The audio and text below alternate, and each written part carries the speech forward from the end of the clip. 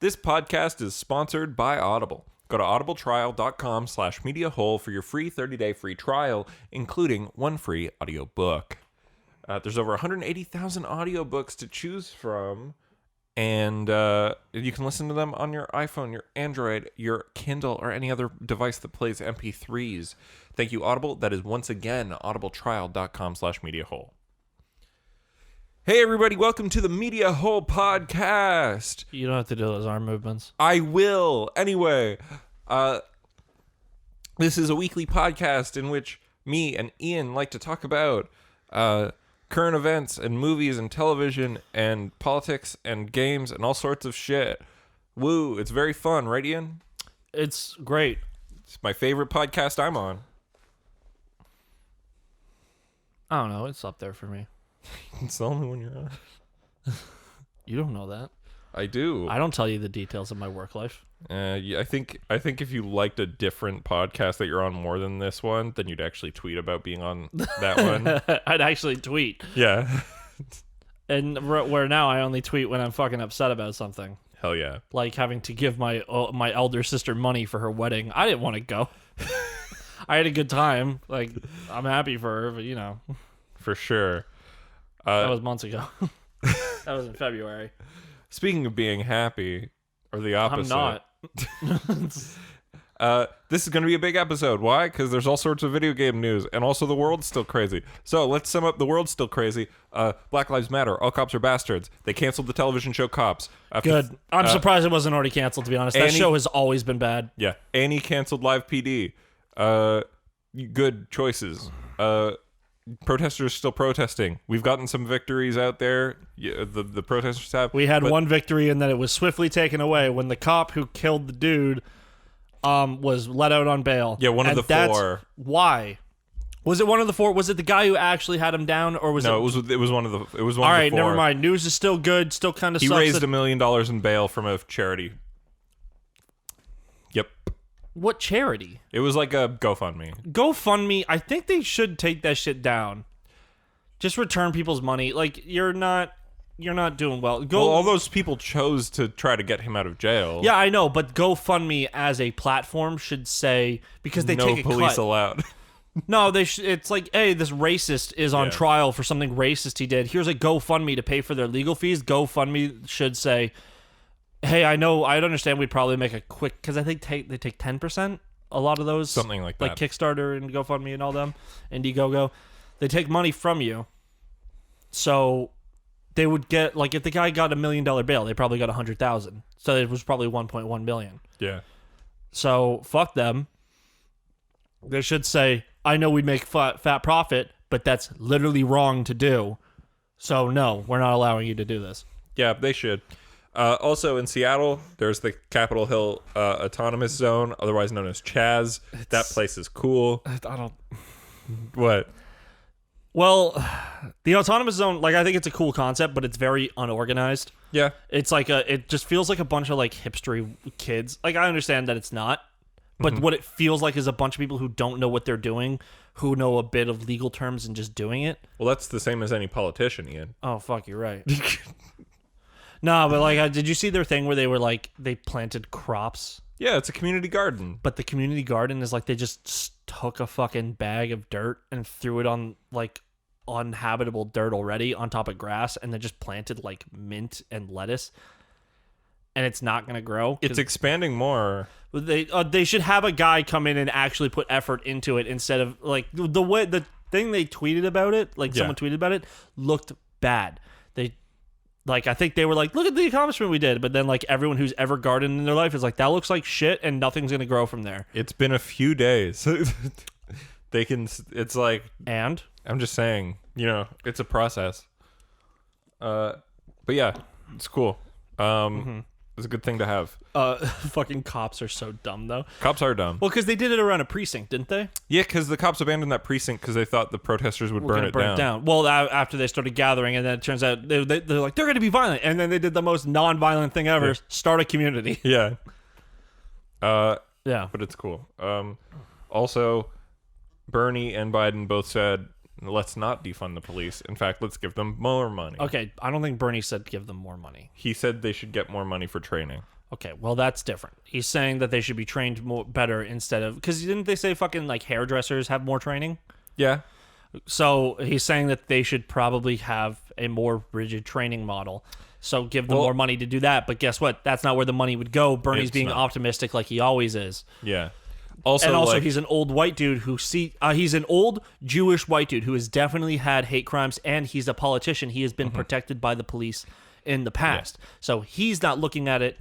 He's like where people are looking at it right now as all cops are bad. And guess what? That is correct. All cops are badstards. Yeah. Where Bernie has been like, I think a lot of cops are bad, but I've also had a lot of nice men protect me and save my life. Yeah, and Bernie has been arrested at a civil rights rally. Yeah, but he probably wasn't abused like the rest of the people at the civil rights rally because he's one, Jewish, two, a lawyer. Well, I mean, Jewish people get... Not when they know their rights. Yeah, that's true. And then they have the all cops being racist as well think, oh no, this man is clearly Jewish with the way he speaks. Yeah. I bet he has money. He could probably afford to sue us. Let him go, but keep all the black people here. Let him go, though. Yeah. I think Bernie is just... Even though he grew up, Bernie's poor. just old. Yeah, I think he's old. I think also he's Biden is actually a bastard. Yeah, Biden because sucks. he's a piece of shit. Bernie, I'm going to forgive him like I always do. Yeah. Because he's always been there. He just thinks the idea of a cop isn't bad. Yeah. It's just people... He's not the presidential candidate anymore, so people aren't willing to let him elaborate. Yeah. Like the thing with Elizabeth Warren where she thought where in her mind she like cut down everything he said to being like, you think a woman can't be president? And he was like, I didn't say that. No, it was like, I think that Trump's going to use that against you and I'm worried for I think you can. I think it was something where he said like, I don't think you can win right now. Yeah, it was which is totally fair because Elizabeth Warren's a piece of shit as well. She's not so bad. Better than Biden, not better than Bernie. No, not even on the same level. Yeah, but she's a Democrat who had some good social policies but also was like, yeah, the rich people are still my friends. No, I mean she's a lot better. She's not quite that, but I think she just kind of got portrayed kind of poorly in the media. But whatever, it's not a big deal. Anyways, AOC for president. Hell yeah, she's great. Hey, and if you want to be like, she's not qualified, she's not old enough. She is actually. Is she? She's over 35. Oh. You have to that. Believe it or not, despite the fact that every president in recent history, other than Obama, I didn't know she was over 35. I thought she was like. I thought people were talking about she's like super young. I think. Well, she's young. I thought she was like 29. You know what? Then in 2028, AOC for prez. Hell yeah.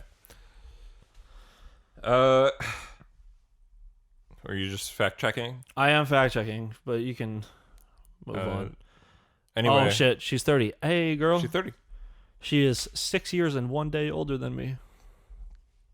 Now what have you got? Damn it, she has a partner. Also, well, I knew that. Also, is probably a much nicer and cooler man and has a personality, unlike myself. Yeah. Well, I was gonna say she's like a fucking congresswoman at age 30, and she's been a congresswoman for a few years. Like, what have you done, Ian? Masturbate. Yeah, that's about it. In my bedroom, pictures of her feet. No, that's not true. She's only been a representative for like a year. If you'd like to be on this show, Miss Ocasio-Cortez, I welcome it. I am joking. I do not fucking mean that. He didn't mean it. It was a bit.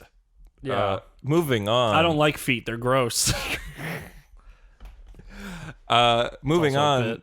Let's talk about video games news because it's E3 time now. Yeah, and I finally know IGN know, Summer of Gaming. They're taking all the credit. and I finally know what it's like to be a game journalist who had to cover E3 because there's so much happened. It's frustrating. So you know how normally every like Nintendo Direct or Xbox thing, I write down every single thing and give you my opinion on that. So we're not doing that for all of the 8 things that happened this week. I do have that for the PS5 event because everything was pretty interesting there. Yeah, the PS5 event was actually worthwhile, where unlike the PC gaming event, which I said we can't record till after that, good thing it was earlier in the day, sucked. Yeah. Speaking of sucking, let's talk about IGN. Okay, what did they do? Just in general. Actually, I heard about some shit that IGN did do in the past, though. Yeah. There was a man who used to work there named Jack DeFries. He is an he has been an outspoken gay man. He came out while he was working at IGN. Yeah. And when they got a new like senior editor or boss or whatever. Yeah. And he it was like, at the time, it wasn't a huge thing. It was a huge thing for a gay guy to be there. And he kind of just wanted to say, I will write about gay things. So the guy's like, introduce yourselves. And he says, I'm Jack, blah, blah, blah. I'm gay. And the guy goes like, I don't know why that last part was necessary. And it's like, oh my God. Then he talks about how everything he tried to get a raise because he was writing like 20 more articles than everyone else. Yeah. And they were like, no. And then he got laid off a week later. That sucks. Also, because the guy was walking around doing like that, the fucking gay voice where they talk like this. Oh, that's shitty. And he complained to HR. Week later, he was gone. That's shitty. Yeah, so fuck you, IGN. You're better now, but fuck you, whoever owns IGN or whatever. I think at the time it was Fox. Yeah, so. Wait. What does Rupert Murdoch own? Fox. Okay, yeah, it was Fox for maybe at the time. Okay. So, let's talk about day one of IGN. There was a bunch of things. So, oh, by the way, when I talk about the days, they were all 2-hour-long exhibitions with lots of interviews. They all sucked. Just assume that they all sucked. But who was the interviewers? Huh? Oh, like the people behind it are people who I've seen in things that Max I like. Scoville? It's Max Scoville and Brian Altano, and there was a third person who I didn't catch her name. Lucy O'Brien? I don't know. Oh, she's the only woman I know who works at IGN right now. Okay, I don't know. But, I like them both. But, yeah, it was really bad. Unlike the PC Gaming Show, where it's clear that they actually got multiple takes for most of the things in between. Yeah. I feel like this was an actual live stream, like actually live the entire time. The thing with Brian Altano and Max Scoville is, as being a fan of them and not a fan of the IGN, because I've been listening to the Comedy Button for fucking 10 years, those guys don't want to ask the video game questions. They want to ask like the dumb shit.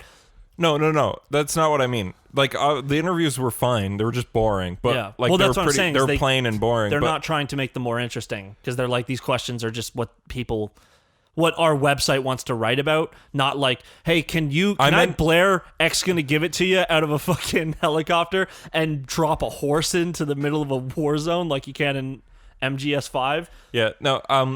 The interviews weren't really a problem other than the fact that like it was all the wrong games that got interviews mostly. Oh.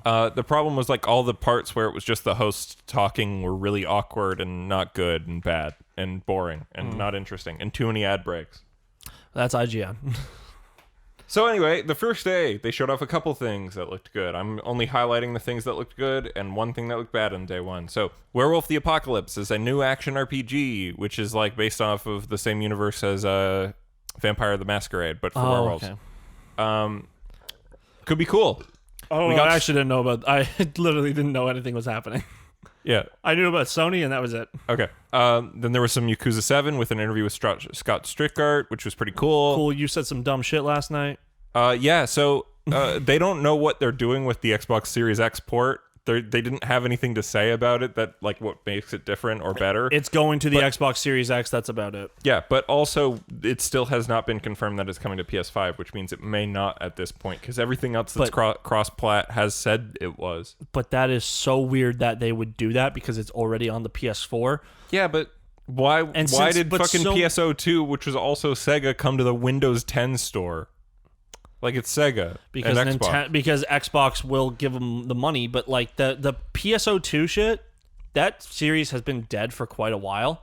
Where Yakuza is literally rising in the West because of people playing it on their PlayStation. Yeah. So, but a lot of people won't take one video game as a reason to jump consoles if they're already like they won't on the side. Like I think it's just like, oh, we've got Yakuza and Halo. Yeah. Oh, but also Halo sucks now. Halo sucks. Yeah. And also for every single thing I see about Halo Infinite, it looks like it's trying to be Destiny.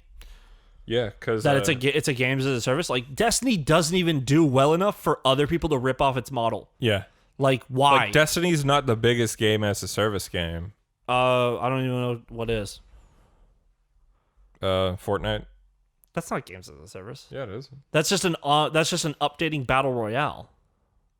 Then I don't know, Battlefront 2. I would say games where you create a character and move forward, like fucking something that you could call an MMO, but it's not, like Monster Hunter. Yeah, that's like games as a service. I guess that's a game as a service. Anyway, moving on. There was another game that also looked cool called Demon Turf. It's by the people who made Slime San. If you ever played that game, No. it's cool. They've done this one's a 3D platformer instead of a 2D platformer. It looks actually pretty sick. And then Mortal Shell. So this game got a lot of hype. Oh, so they talked about this a couple days ago as well? Huh? Because they just showed some of the shit again at yeah, the PC yeah. gaming. They showed almost the exact same trailer. Oh, cool. This game, well, I said this when they first showed this off at E3 last year.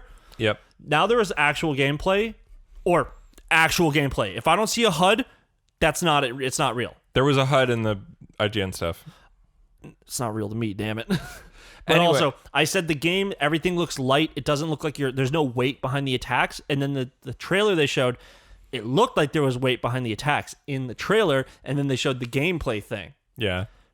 That game, there is no weight behind your attacks. Nothing you do affects the enemy. The parry is exactly copied from Sekiro, according to a fan. Really? It's a fan literally- who's played it or a fan who's just watching? Fan who watched the IGN trailer said the exact animation is copied from Sekiro. And speaking of copying from a different game, I said this to Ian earlier, but I'm Yeah. going to repeat it because now I'm being recorded. Yeah, we were outside the liquor store. So here's the pitch for Mortal Shell.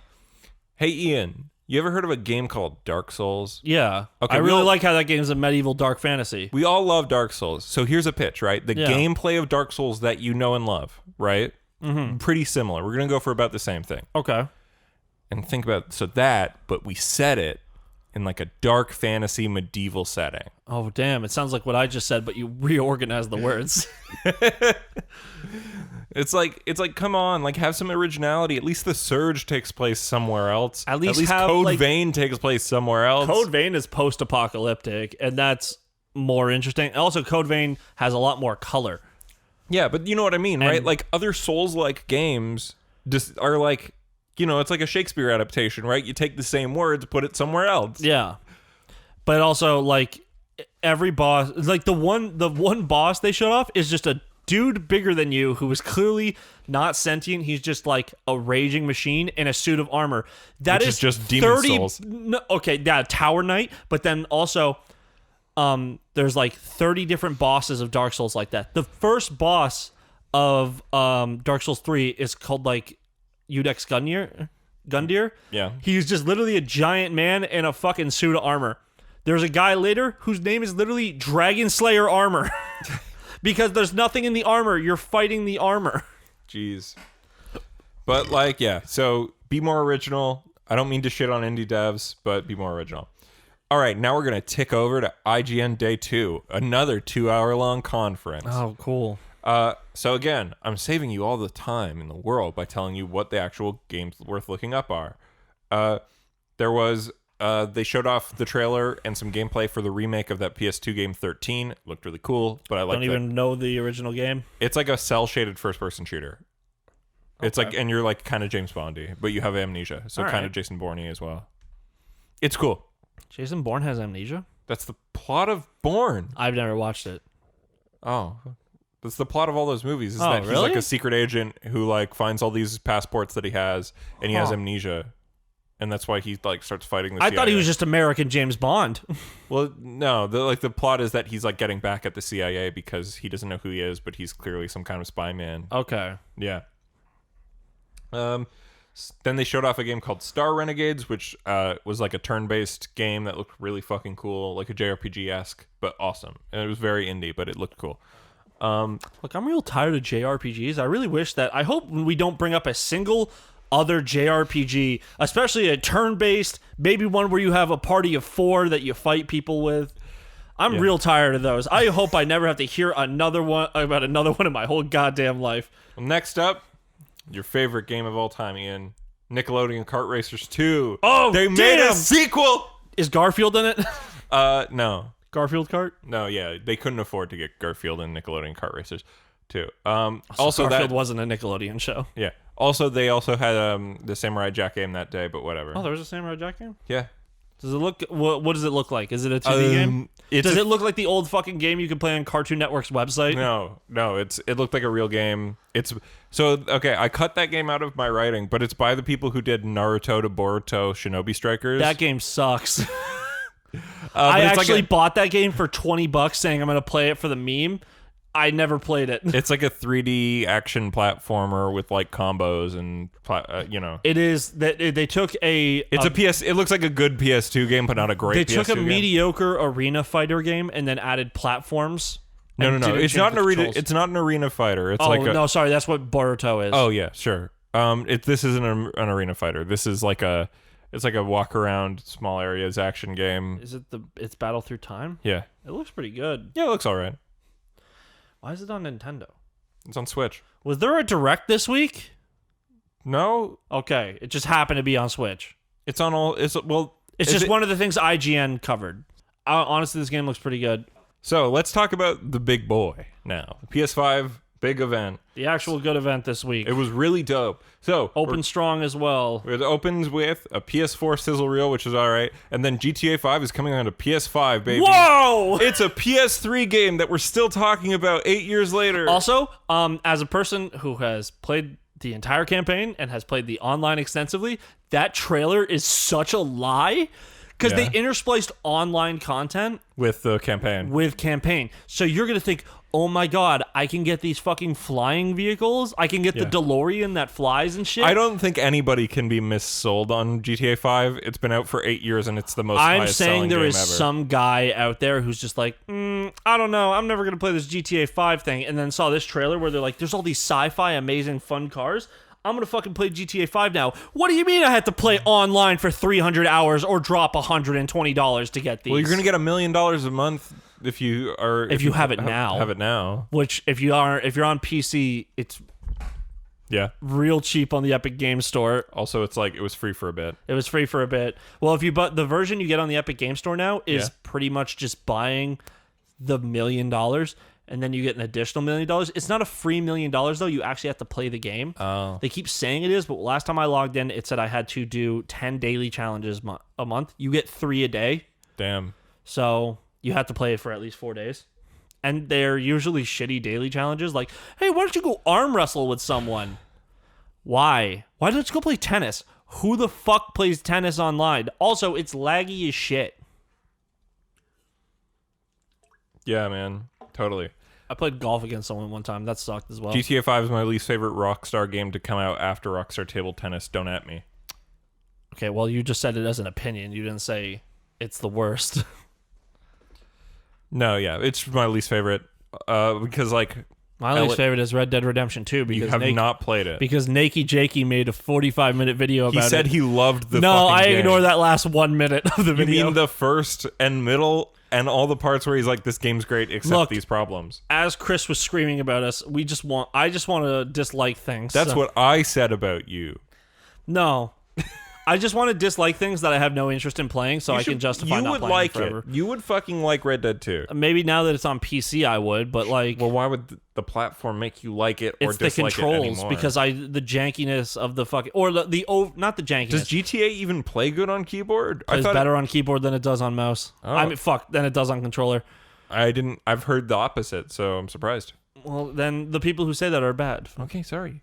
So next up, an actual good game that people care about. Spider-Man Miles Morales. It's a launch title. Is it a standalone? Is it an expansion? Who knows? Sony doesn't, but it's Insomnia an Uncharted does. The Lost Legacy situation because a rep from Insomniac said that it was like a weird fucking remaster situation with an expansion, and then every official Sony and Insomniac thing said it's a standalone. Yeah. No, Sony said it was an expansion as well. Oh, it was a Sony rep? Yeah, Sony rep said it's an... yeah, because the official Sony blog said that it was like a full game. Well, I think what it's going to be, sure... It's going to be like Uncharted The Lost Legacy. If you buy the game, I don't think it's going to come out on PS4, actually. Yeah. I think it's going to come out only on PS5. Almost certainly. But you will have to buy... if you buy the game on PS5, you will get Spider-Man PS4 with it as well, like as like a bundle deal. Maybe it will. Yeah. Well, because it's like... It's the same... It's the same engine. It's like Saints Row 3 to Saints Row 4. Obviously not as good games as but like, stellar as at the same time. Yeah. Like it's the same world just with slight differences. Yeah, I mean, it's definitely going to have new stuff, but it's an Uncharted The Lost Legacy. Straight up though, I think Peter Parker's situation. Dead. Huh? I think Peter Parker's dead. Not in this one. I think he is. No, it sounds like the vibe I'm getting is that he's gone to help the Avengers in Marvel's The Avengers. Really? GM. Okay, dead or incapacitated. Yeah, I think he's just out of town, leaving it to Miles. Oh yeah, because MJ leaves to go cover a civil war or something. Yeah. Maybe he went to go visit her or something. Maybe. And maybe the game takes place over the course of a week, where Peter was literally out of, like, he couldn't make it back in time. It sounds so like Miles he's out of town. Yeah, like that's what the ad sounds like. He's out of town. Maybe he'll die in universe for every other Miles Morales that has ever existed. Peter always dies. Yeah, but Peter dies usually before Miles gets powers, or like around the same time. Well, not in Spider-Verse, which is what most people have actually seen. It's around the same time. Yeah, where this one he gets him, he kind of does. Well, because of the DLC, we know he is teaching him a bit. Yeah.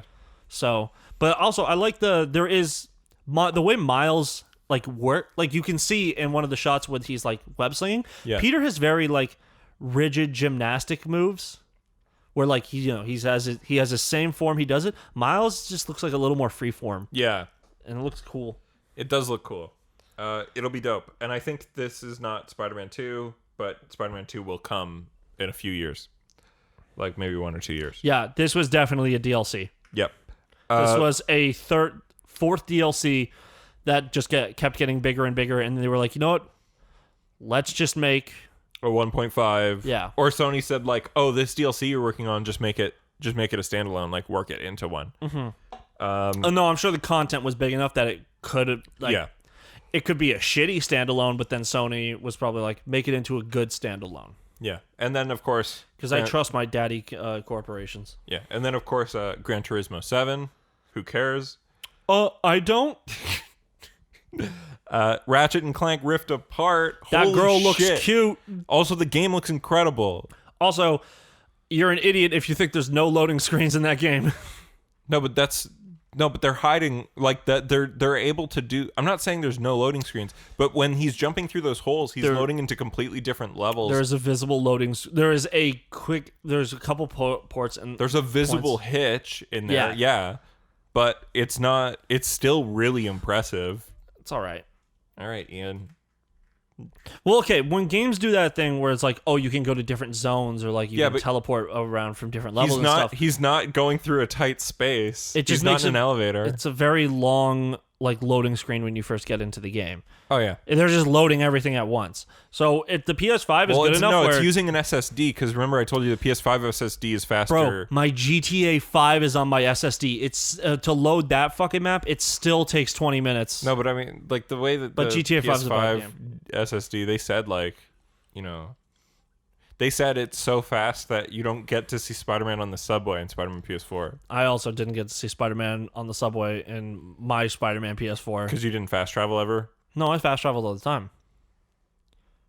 It was good enough on PS4 Pro.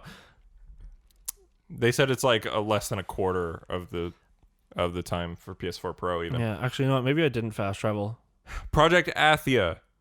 That looked sick. That's by Luminous. Yeah, but that's not a game. Well, it is. It's just a game with a working title. Watch it be like Octopath Traveler, where it's like Project Octopath. Oh yeah, now it's Octopath Traveler. It looks like super. Yeah, Athia Traveler. Yeah. It looks super sick, and then you see the rest of it. You're like, never mind. Well, no, Octopath Traveler. Like even when it was they delivered exactly what they promised with Octopath Traveler. Yeah. Well, this looks great. It looks all right. This is why no game, no hype. Them's the rules. This is why we saw a little bit of gameplay. That wasn't gameplay, Nathan. Yeah, it was. If you don't have a fucking proper title for the game, you can just turn the HUD off, Ian. No, that's okay. I wasn't gonna say that because that is the dumbest shit I say. But if you don't have a title for your game, you can't say that it's this gameplay. Is what all that. This game is fucking FF15, 2022.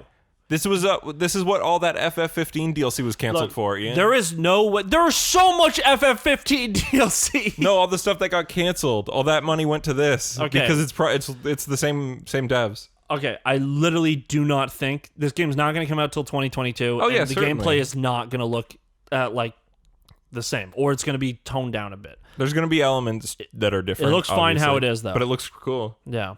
Stray. It's the one with the cat in the future. That's dope. Wow, even the fucking thing that I'm on just now, skip that one. That game looks cute as shit. Yeah. I love it. Hell yeah. Returnal by Housemarque. I'll skip that. God damn, these guys only went with the AAA games. I don't remember that one. Oh. That was the one that I said looks like Remnant from the Ashes. Yeah, Yeah. that looks cool. It's all right. I don't know. I'm kind of done with the whole Groundhog Day fucking, time flows weirdly here. You die, time restarts, giving you a million chances. Stop trying to explain it in universe. Just say I die. If I die in the game, I die for real. But what if it's like a plot relevant thing? It never is. It's never good enough. I think Deathloop is the only game I'm accepting it for right now. Yeah, fair enough. But anyway, Returnal is by Housemarque. They've only made good games. Oh, what else did they make? Oh, fuck. Resogun? You know what? You just go on. I'm just going to look it up myself. Okay.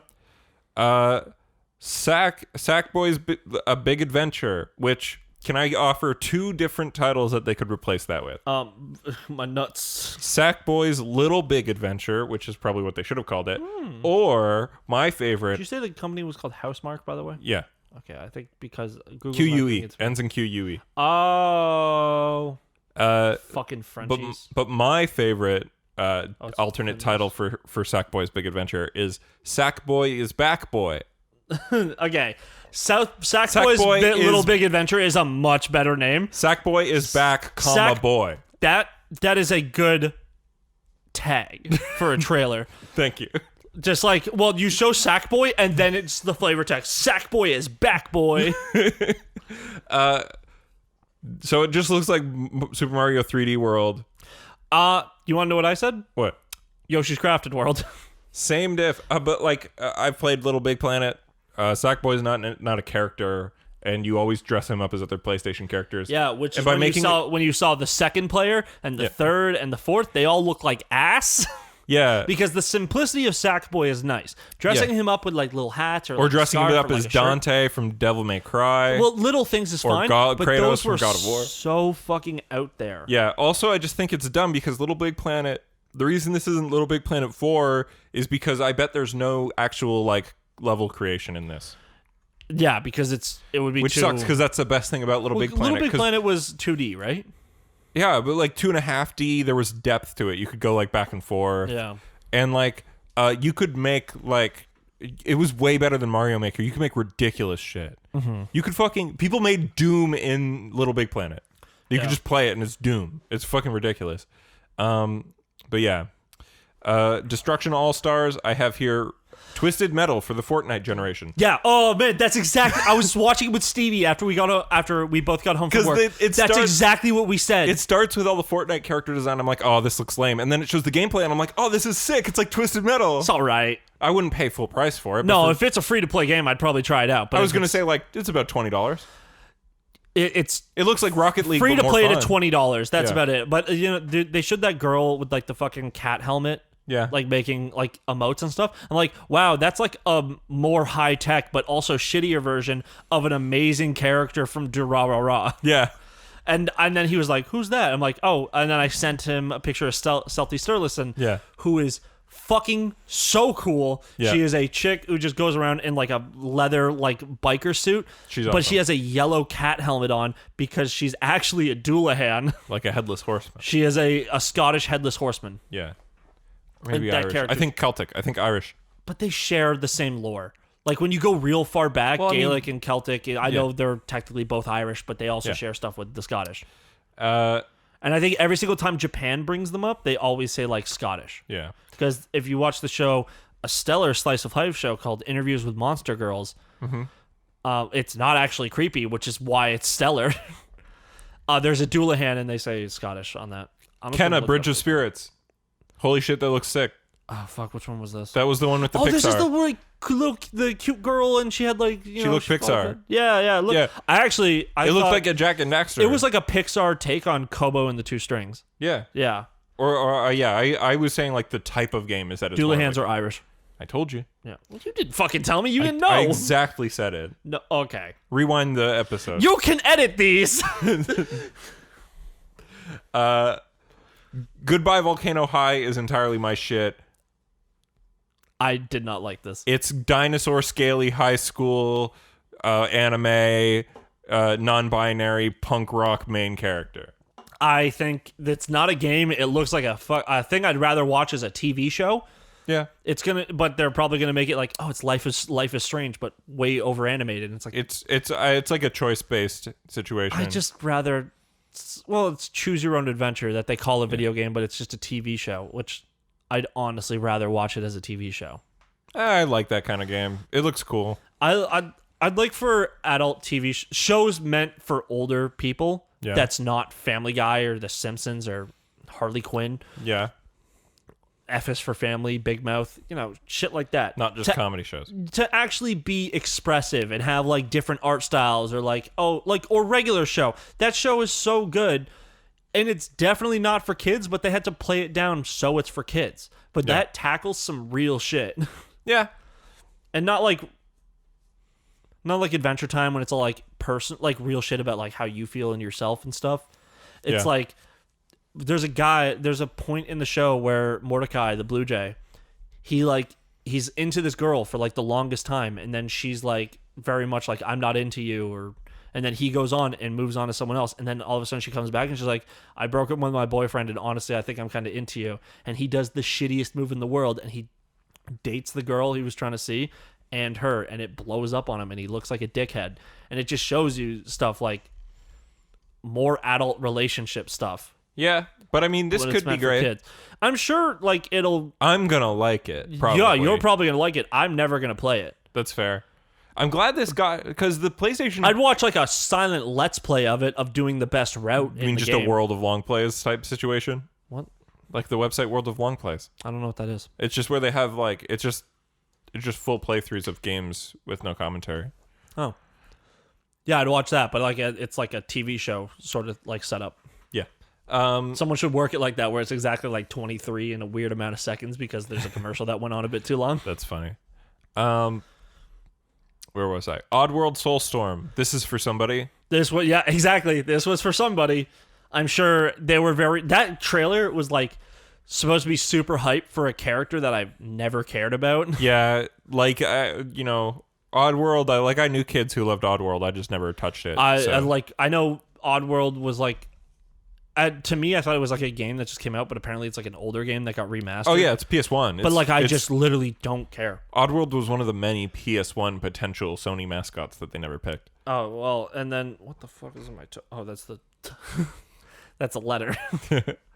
Yeah, I don't care. Okay. Good for that guy that he's making something that he really wanted to bring to people, but. Yeah, I mean, people have been waiting for a new Oddworld for fucking ever. So it's not the gameplay or like it's just something I don't care for. Again, super cool that games like Goodbye Volcano High and Oddworld could be at the big PS5 reveal event. Like that's a lot of eyes on something that normally wouldn't get that level of hype. Do you think they would? Do you think if The Last of Us 2 wasn't announced, well, like if they hadn't announced that game 4 years ago? No. If they didn't, you know how they kind of said, oh, I don't know, maybe we shouldn't put out a game about a pandemic during a pandemic time. I know, let's put it out during a violent civil rights time where a game about violence that makes you feel... That. Yeah, no, but the employees inside leaked all the details that the game was done. They're just being dicks and don't want to release it in a way where people who buy games physically possibly couldn't have it. Yeah.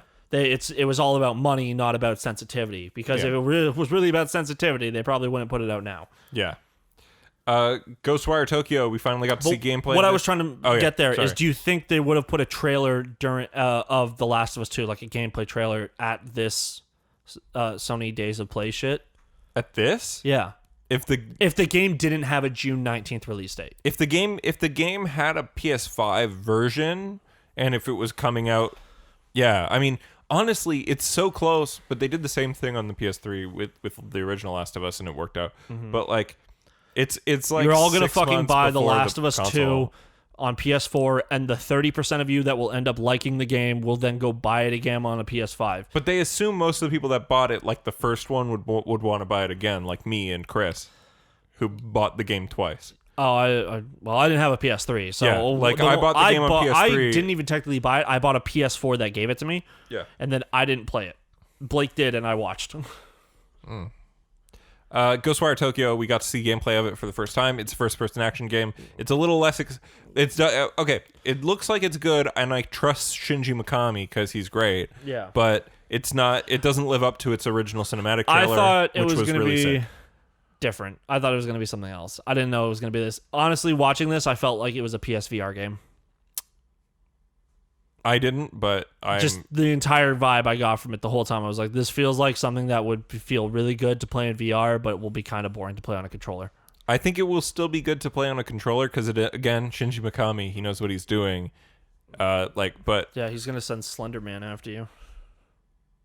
There was no Slender Man. There is a guy in the game who's just a tall dude wearing a suit with no face, and he just fucking grabs you at one point. It's during the gameplay trailer, and we were like, oh, it's Slenderman. It's obviously not supposed to be him. It's more of a Japanese take on a lot of stuff. It looks cool. But like neat. This one, it's like, I don't know any Japanese folklore about a faceless tall man with long limbs. Yeah. So I was like, this one feels like... The girls with no head, I feel like they reused that enemy too much throughout the trailer. Yeah. But yeah, it's Shinji Mikami. You can put some faith into him. He usually makes good shit. Also, my claims on the VR thing. Yeah, it's because all the bosses or big enemies that you were seen fighting, it was always in sort of an arena, and then the one time they showed you walking through a small hallway, it felt like what I've seen my friends play at VR. Again, it's not VR. They haven't said it is, but I can tell. It just looks like a game that should have been in VR, in my opinion. Maybe. All right. Jet the Far Shore. This is a launch title. It's one where you make a spaceship and you pilot it. Can't even remember this one. Yeah. Godfall. This had a really embarrassing trailer with that music. This motherfucker. This goddamn. So Nathan has his own notes that he wrote while he was doing this. This is all of the games. What? This is just every single game from the PS5 show. Yeah, and you made your own list, right? Yeah. Okay, these motherfuckers. I wanted it all in one list, but they were like, here's the smaller games down here. Godfall. Oh, this is the slasher looter, the slooter. Oh, okay. Yes, at the PC gaming show. You can't say that. That's Wooly's word. Well, yeah, no, but also like what they said fucking pissed me off at the PC gaming show, where the guy said, "We've created a game that takes the loot style of an action RPG and combined it with like a hack and slash style game. The first time anyone's ever action done RPG. Yeah, it's like the first time anyone's ever done it like this. We call it the first Slooter. You're fucking wrong, actually. It's Nier Automata's done it. Neo did it. To the same extent that they're trying to do it. Nier doesn't really have it as much. Nier Automata has loot. It has drops. But it doesn't have weapon drops and armor drops. No, but it's upgrades. You use the materials to get upgrades. That's okay. You can say that, but Neo How about this? Is a looter slasher. How about this? Every Astral enemy... Chain. Didn't play it. Astral Chain is also like I didn't know there was equipables in Astral Chain, to be honest. There's plenty. Okay. There's lots of drops and shit. I know you could change your stand, but... Yeah. That's the story. But yeah, I feel like it's just dumb of them to say that. Yeah, it's also... Never claim that you were the first person to do someone unless you're Hideo Kojima and everyone says, yeah, sure, even though you're still wrong. Yeah, and I mean, like... Death Stranding is a walking simulator like Journey. You're not the first to do it. Journey's not a walking simulator, and neither is Death Stranding. Okay, you walk, and it's simulated walking. All right, Ian, so that's in every game. No. You run in other games. You can run in Death Stranding. Yeah, with the press of a button, it makes it different. You can drive in Death Stranding. You can punch in Death Stranding. Yeah, but the way you drive in Death Stranding is like how the Flintstones drive. All right, Ian. All right. Solar Ash. This looked fucking incredible. This looks great. Hyper Light Drifter is an amazing game. Yeah. And honestly, it's best sound design in a video game I've played in a long time. I'm glad we agree on this one. Yeah, Hyper Light Drifter's fucking phenomenal. This game's gorgeous. Yeah. And it's 3D, and you'd fucking skate and shit. I kind of, when they, there was like a shot. Apparently it's in the same universe. That would be cool, because Hyper Light Drifter is a fucking mysterious universe. Also, one of those games where they went to an effort to make an alien language, and then the fan base was like, I know what this says. Yeah. I could write the alphabet. And then in this one, they're just going with the actual English voice acting. Which is good. Actually, I like it, but you know what I really like? Yeah. You played Twilight Princess, right? Yeah. I really like how everyone in Zelda. Every game. No, you know what? I can one up you. Every game needs to be like Banjo-Kazooie. Okay, no, but in Zelda, in Twilight Princess specifically, everyone, like all the people you talk to, they have like a "Huh," or hey, like they kind of have like a human sounding voice. But when you talk to Midna, she's like, Yeah. but like really distorted and fucked up because the Again. Twilight people don't speak the same way that we do because they're not. Banjo-Kazooie, we can go. All right, fuck you. But anyways, yeah, it's cool. Playing Last of Us, but with that for the voice acting. Oh man. Actually, you know what? Snapcube made a joke like that. Oh yeah. It was an episode of Friends. Yeah. But Ross talks like an Animal Crossing villager. So it was Ross being a giant piece of shit as he normally is in Friends. Yeah. And then everyone else just like speaking normally, and them just doing impressions of Friends characters, and then Ross going like, yeah. Yeah, that's great. Hitman 3 comes out in January. Honestly, I wish Hitman was better. Hitman is one of those games where like you need to perfectly stealth every mission or the game sucks. I mean, it's absolutely for somebody. Like they've been. I've enjoyed the older Hitman games I played. Like Blood Money was a really good game. I think Hitman 2 like actually helped and had like things that guide you to the cooler things you can do. There is like things you can. The newer Hitman games try and do like they'll tell you like, hey, maybe there's an opportunity here, and you can see a light bulb like pop up around people when like they tell you something. Like there's one where you can in Hitman 1 or I don't know, it's the Hitman game where you assassinate someone on a racetrack. I don't remember. I don't know. Funhouse made like their Hitman video around that for like fucking a full hour. Yeah. But there's a guy you can see who talks about how he's like a dude like kind of like stripped down. And he says, someone knocked me out and stole my costume. And then as you're listening to that, the game triggers the guy who stole the costume to walk past, and you can beat the shit out of him, then steal the costume as well and go do your job. Oh. Because she's like supposed to be accepting some deal from a guy who is like trying to infiltrate using the costume as well. So you can steal it and then go kill her while you're in the costume. I see. But it's incredibly easy to fuck up because Hitman does the most annoying thing in the world where you are a trained Hitman. You literally asphyxiate people and then like they're down, then they're back up in 5 minutes. And then they go and find help. And I think that's so fucking annoying in Hitman. Also, these new Hitman games, all three of them have had different publishers. Really? Yeah. So the first one was published by Square Enix, but then Square Enix got rid of IO Interactive. So then Hitman 2 was published by Warner Brothers, and Hitman 3 is self-published by IO Interactive. Really? I literally thought they were a Ubisoft company. No, it was Square Enix. Damn. But yeah, so that comes out in January, which is pretty soon. Yeah. It's almost a launch title. Speaking of launch titles, Astro's Playroom. This looked like a thing that shows off what the controller does. That's also like Mario 3D World. Did you skip Jet the Far Shore? Or is this out of order? No, I said that. I said that way earlier, and you was like, I don't remember that one. Okay, so this is out of order. Okay. Astro's Playroom. Astro's Playroom. It comes with the console. It shows the features of the system and the controller. It's free. It looks cool. I love the Astrobot games. They're all really good. They're good. Okay, that's fine. Little Devil Inside. That looked pretty cute. Yeah, it looked cute.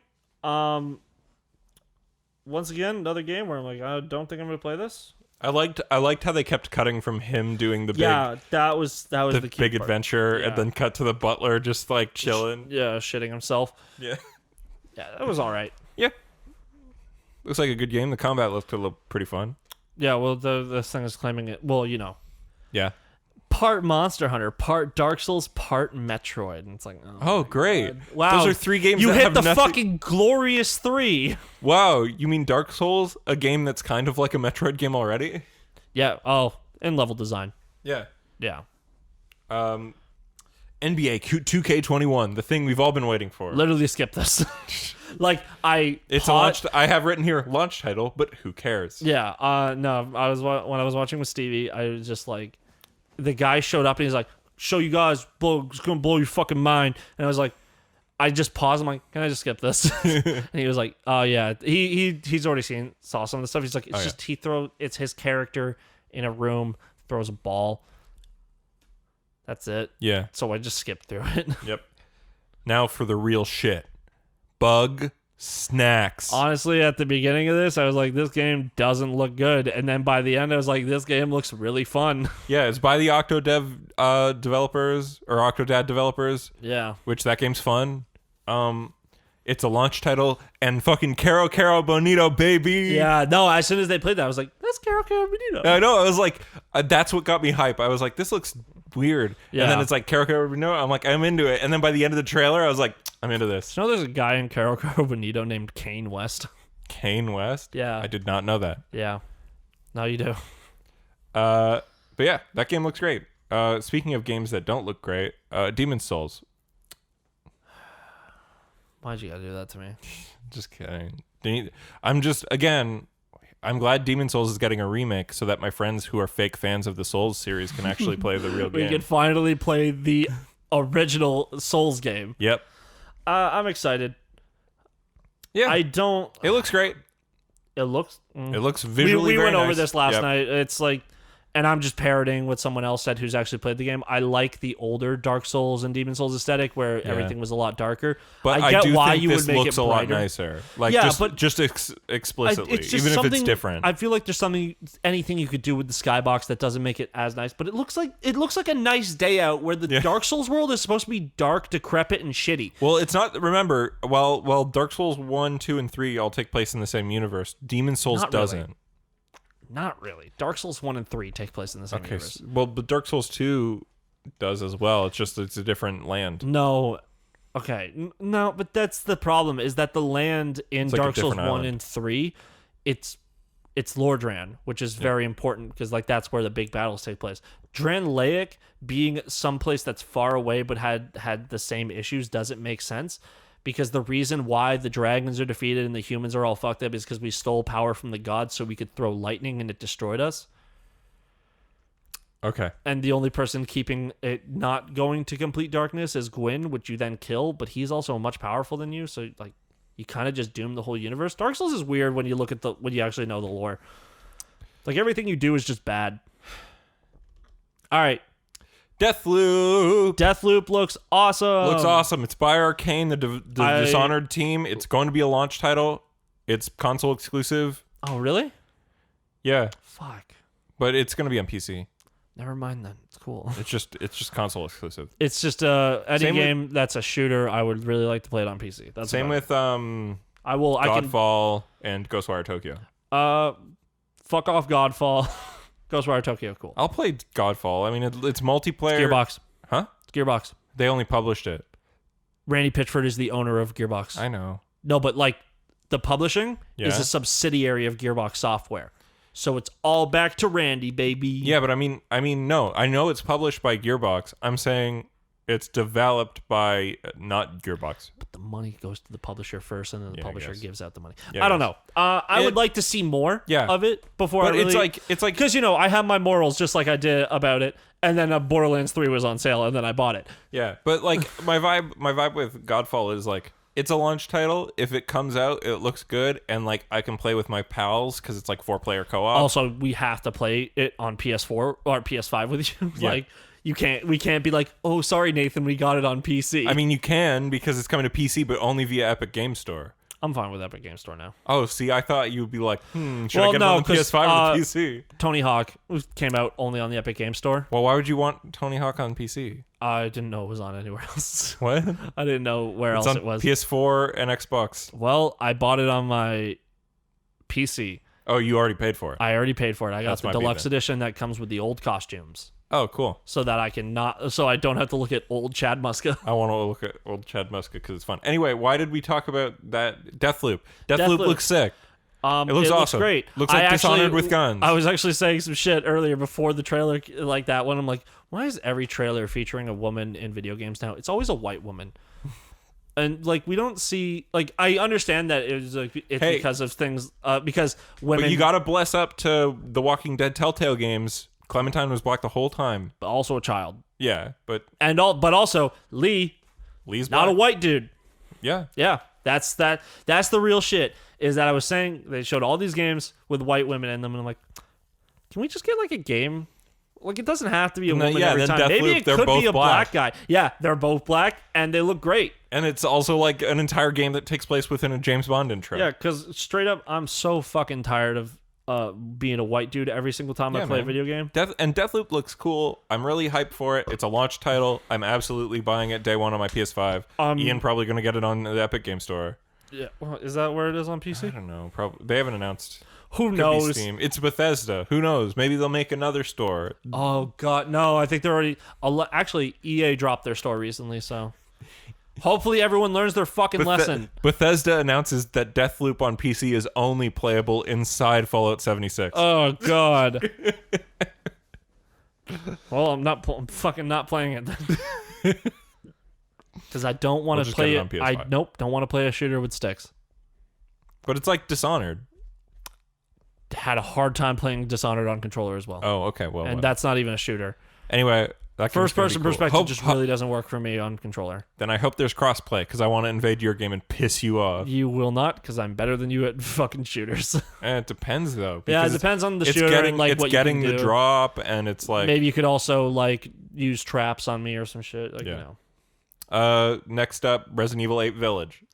Cool. Looks Chris awesome. Redfield, the new villain. Chris Redfield's the new villain. We got werewolves. We got vampires. We got wife murder. We got cock and ball torture. Really hyped. The vampire girl.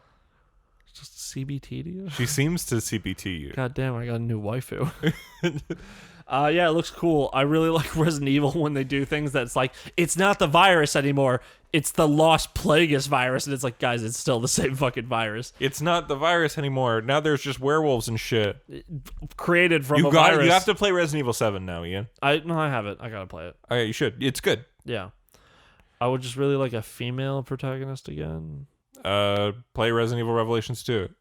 I don't like Revelations. There's 3 playable women in that game, But you Ian. have to pay for them. And they're Play also Resident all in Evil the store. 5. Actually, there's more than 3 playable because there's 1 woman per section, but first part is Claire and Barry's daughter. Yeah, it's Claire and Barry's daughter, and then it's Barry and the little girl. And then there's the next one with another girl.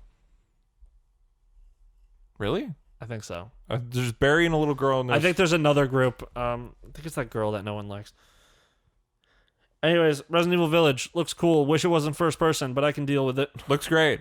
I love Resident Evil 8 Village. I liked RE7 a lot. This looks great. Pragmata was up next, which looked fucking weird as hell and awesome. That's the weird Capcom one with the space station on the moon that breaks, and then he's like, "We're gonna go to Earth." I really forgot this one. It's really it stuck with me. I was like, I want to see more of this, and they're like, not until next year. I think I remember seeing it and I was like, wow, this looks really good. And then it says Capcom. I'm like, what fucking engine does Capcom have? Like an idiot. You mean the RE engine? Yes, the best engine right now. Yeah. Oh yeah, this one with the girl and like there's like And the astronaut. I It don't looks know, like yeah. a Kojima game almost. It was cool, yeah. Yeah. Love it. And then finally, Horizon Forbidden West. Yay. When I heard they were making a sequel to Horizon a few weeks ago, I tried to play Horizon Zero Dawn again. I was like, let's start from the beginning. Let's see, because I never beat this game, so let me try again. And like I played for 3 hours, and I was like, man, this game's not fun. You're wrong, but really looking for that PC port. I beat that game. I 100% I got the platinum for that game and shit. Yeah. I think that game is. I feel like it's just kind of clunky to control. It is, and it also is. It was dead set in the center of that. We're just gonna scan an entire actor's face in, and it just looks bad. Where Oh, you mean the side characters? Because like Aloy looks fine. Aloy looks fine, but everyone else they couldn't put that much effort into. Horizon Forbidden West just has Lance Reddick in it. Oh yeah, well no, Lance Reddick is in. Yeah. That guy's in Horizon 1. Oh, he's in Horizon 1? Yeah, well, he's your partner towards the middle to the end of the game. Oh, And I then didn't know they Lance Reddick was in Horizon Zero Dawn. They That's awesome. set him up as the villain at the end. That's awesome. Yeah. I love Lance Reddick. He's great. You also I'll watch you play the entire game so I see more of Lance Reddick. Maybe I love when him. it's on, when it goes to Steam, which they said that, yeah, they confirmed that The first one will, but the new one won't. No. I'll least it play won't for another I don't 3 know. Maybe years. I'll play through the first one and I'll stream it or something, and I'll just make sure. I'll tell you times that I'll stream it at, so you can come watch. Yeah. Oh yeah. Because I actually, that game has a huge fucking problem with me in the combat specifically. It's not there very much there at the beginning of the game, but by the end of the game, you're doing so much damage that you break off the parts. Like, you know how every robot has a weak point? At the end of the game, you break off all the weak points. You destroy every possible weak point on the monster. Yeah. Still alive with half its health, and now you're doing chip damage because there's no more weak points to hit. Jeez. And it happens every time, and it sucks ass. So I got to a point where there's this giant, like, Tyrannosaurus motherfucker. Yeah. And there's these arrows where their whole point is to break armor plate off of the monster, the robot. So what I would do is they would have these turrets that you can pick up and walk around with. So if I saw him nearby, I'm like, I'm just going to fucking knock that off, kill that dude, turn with the turret, and get everyone else. Like, I had to make it work. I'm sure if I used more than the bow... Yeah. Like the other weapons, it would work better. But the bow is the best feeling weapon in the game. Why would I try and use anything else? Yeah. And I just don't like the way the melee weapons work. You're not supposed to use them at all. It's like literally an afterthought. It's like pressing fucking the B button to like melee in a Halo. Like, or the clicking the right stick for Call of Duty. They're trying not. Except at least COD, it's like super effective. Oh yeah, it's OP. If you're close range, might as well stab. Yeah. You shouldn't even bother with the melee in that game. Yeah. And finally, we got to see the PS5 console. The fucking... And the digital only. Yeah, the router. Yeah. Yeah. The digital only is totally up my alley, but I do use PlayStation as a Blu-ray. the console I have in my bedroom as a DVD Blu-ray player, like whatever. Yeah. Plus, also, you like to borrow games from your friends sometimes. Every once in a while, yeah. Yeah. When I first got my PS4, I didn't have any games. And we haven't said anything about this. We said that it looks like a router. 50% of people think the PS5 looks great. 50% of people think it looks terrible. Yeah. Okay. 3, 2, 1. Awesome. All right. You're supposed to say it. I'm so sorry. I'm actually dead set in the middle on this. Yeah. I think the Xbox Series X looks better. Oh, I disagree. It's so simple. It's just a big brick. It's a fridge. This is a fucking brick on a slant. Yeah, but it's a slant. I'm pointing at his PS4. It looks a slant. It's a slant with a line. It's a sandwich that I fucked up. It looks nice. It's like when you get a burger from McDonald's and the bun's just a honestly, bit off. that's the thing I dislike the most about the PS4 and the Xbox One is like they're so. Is that your Xbox One at the end there? At the very end, yeah. Yeah, no, they're both so plain. Like I want that. I love that the PS5 looks fucking weird. I like the PS3. I do enjoy the PS5 actually looking like, because that's the thing. It looks. If you've gone to the internet for a second as a gamer and you look up one thing about computers, all of a sudden you go on Amazon next time and they're like, "Would you like a Razer mouse that like holds each of your fingers individually?" Like bullshit, or would you like a fucking just awful looking keyboard shit? Like, yeah, video games are dumb.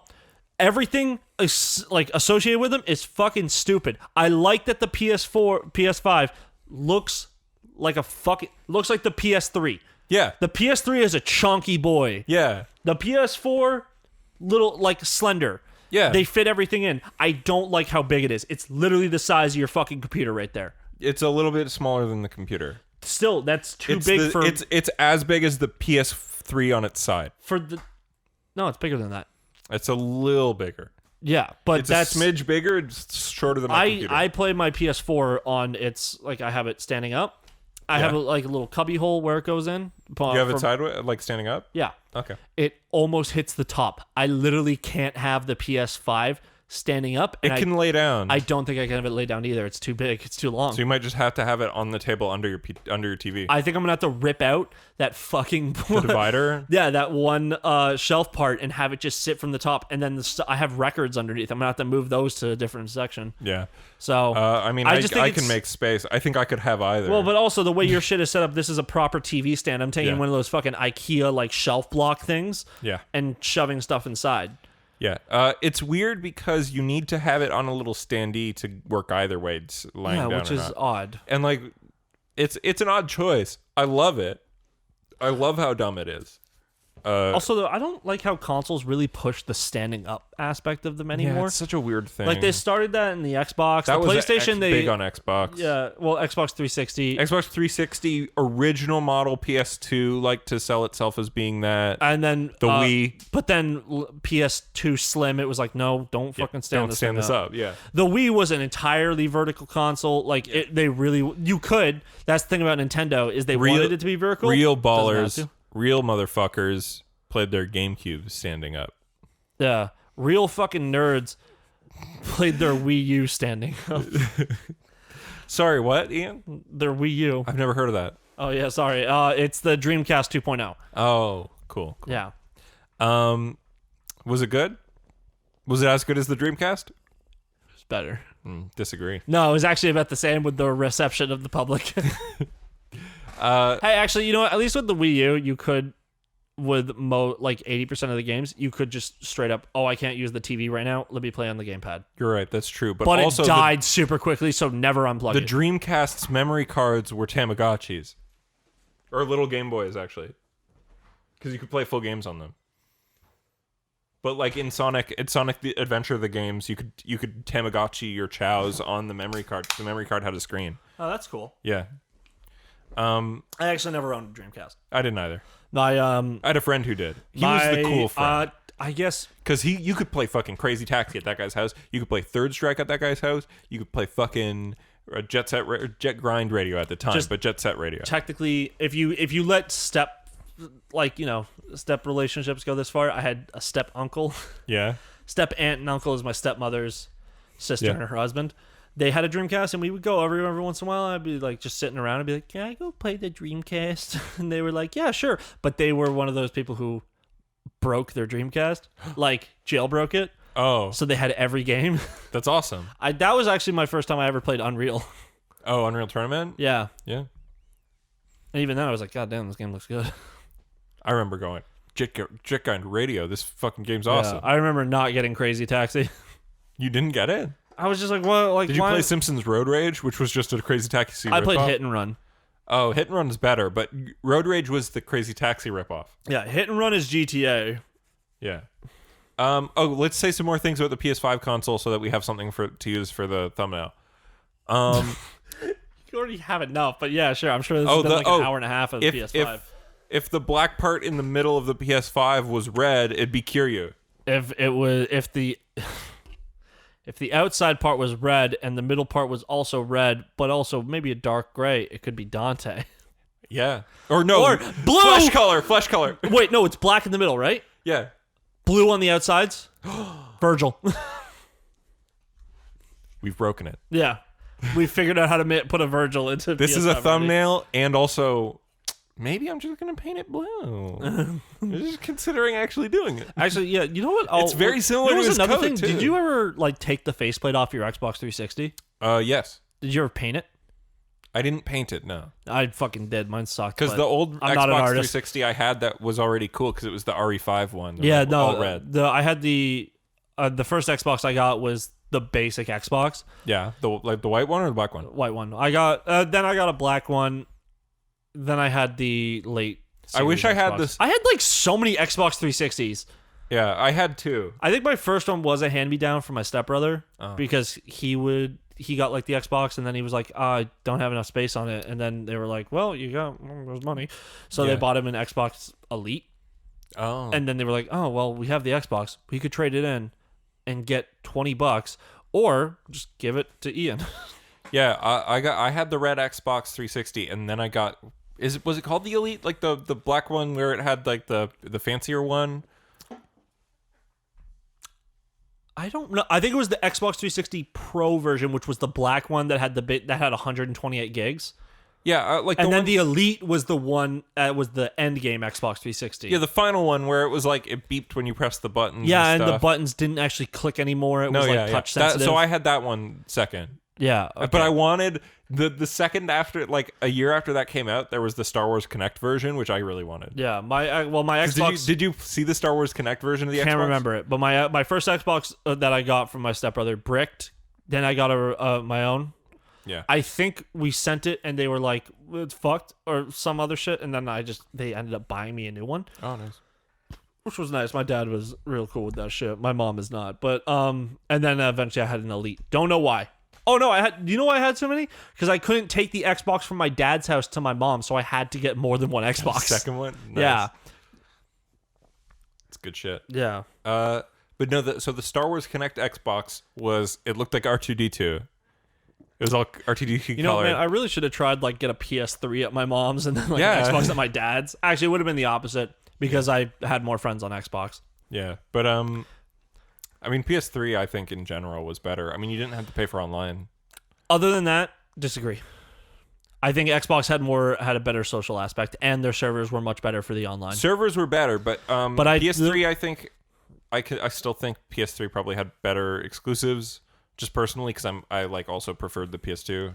I did prefer the PS2. Actually, Xbox is like my outlier when you look at my history. Yeah, because I went from Nintendo. I had a PS1, then a PS2. PS1 was a hand-me-down. I actually got my own PS2. Then I got and then after that, my stepbrother had an Xbox, and we played Halo 2 together, like couch co-op, like on the original Duke Xbox. So then I was like, oh shit, this game's cool. I've played Halo 1 and Halo 2 with him. Wait, there's a Halo 3 on this new console? So that's when I just switched over from owning PlayStation. And then after Xbox 360 was done, where I'm like, well, Halo 3 was great, Halo 4 was bad.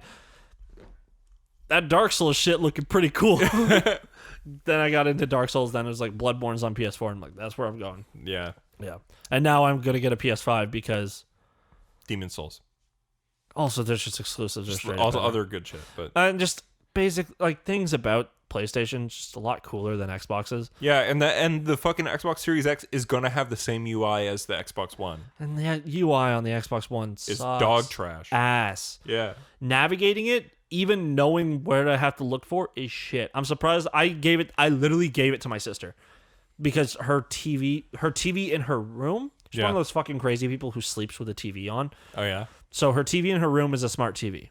Oh. Her TV in her living room is not. So then I gave her my Xbox so she could use YouTube and fucking Netflix and stuff. And now Amazon Prime and Disney Plus. Oh yeah. And then we got 2 more announcements about PS5 that came out like 2 minutes later after the announcement. Still, was there a price ever announced? No. Fuckers. That's not out yet. They're waiting for Microsoft. Oh yeah, it's gonna be $500. I'm just gonna say $599. Yeah, which will if it's $4.99 Canadian, which is what I think a lot of people are, or American rather, was what a lot of people are saying. It's gonna be $5.99 American. Yeah, because it sucks that it has to be so expensive, but straight up, this thing is like for both the Xbox Series X and the PS5. They're both very advanced. They're also both proprietary software, like hardware. Yeah. Well, Xbox less so, but Xbox is like buying the higher grade shit where Xbox is like, I'm going to build an intense computer, where PlayStation's like, I'm going to build a highly specific computer. Yeah. With but custom parts and shit. It's so, because like PS5, like all the tech people have always been saying like, what's under the hood in the PS5 is technically worse than the Xbox Series X, but it's so custom and it all works together in such a way where it like might wind up being also way better. Straight up, any game with after fucking playing Yakuza and like Uncharted 4, literally don't need games to look any better than they do. Yeah. I want them to load faster. That's all. Yeah. I want them to load faster. I would like more particle effects that aren't fucking up my system. Ray tracing. I would like the smaller things to be fixed. I don't need people to look more realistic because we are getting too close to the uncanny valley shit. Yeah. I do not like seeing anyone's actual human face in Spider-Man PS4. Well,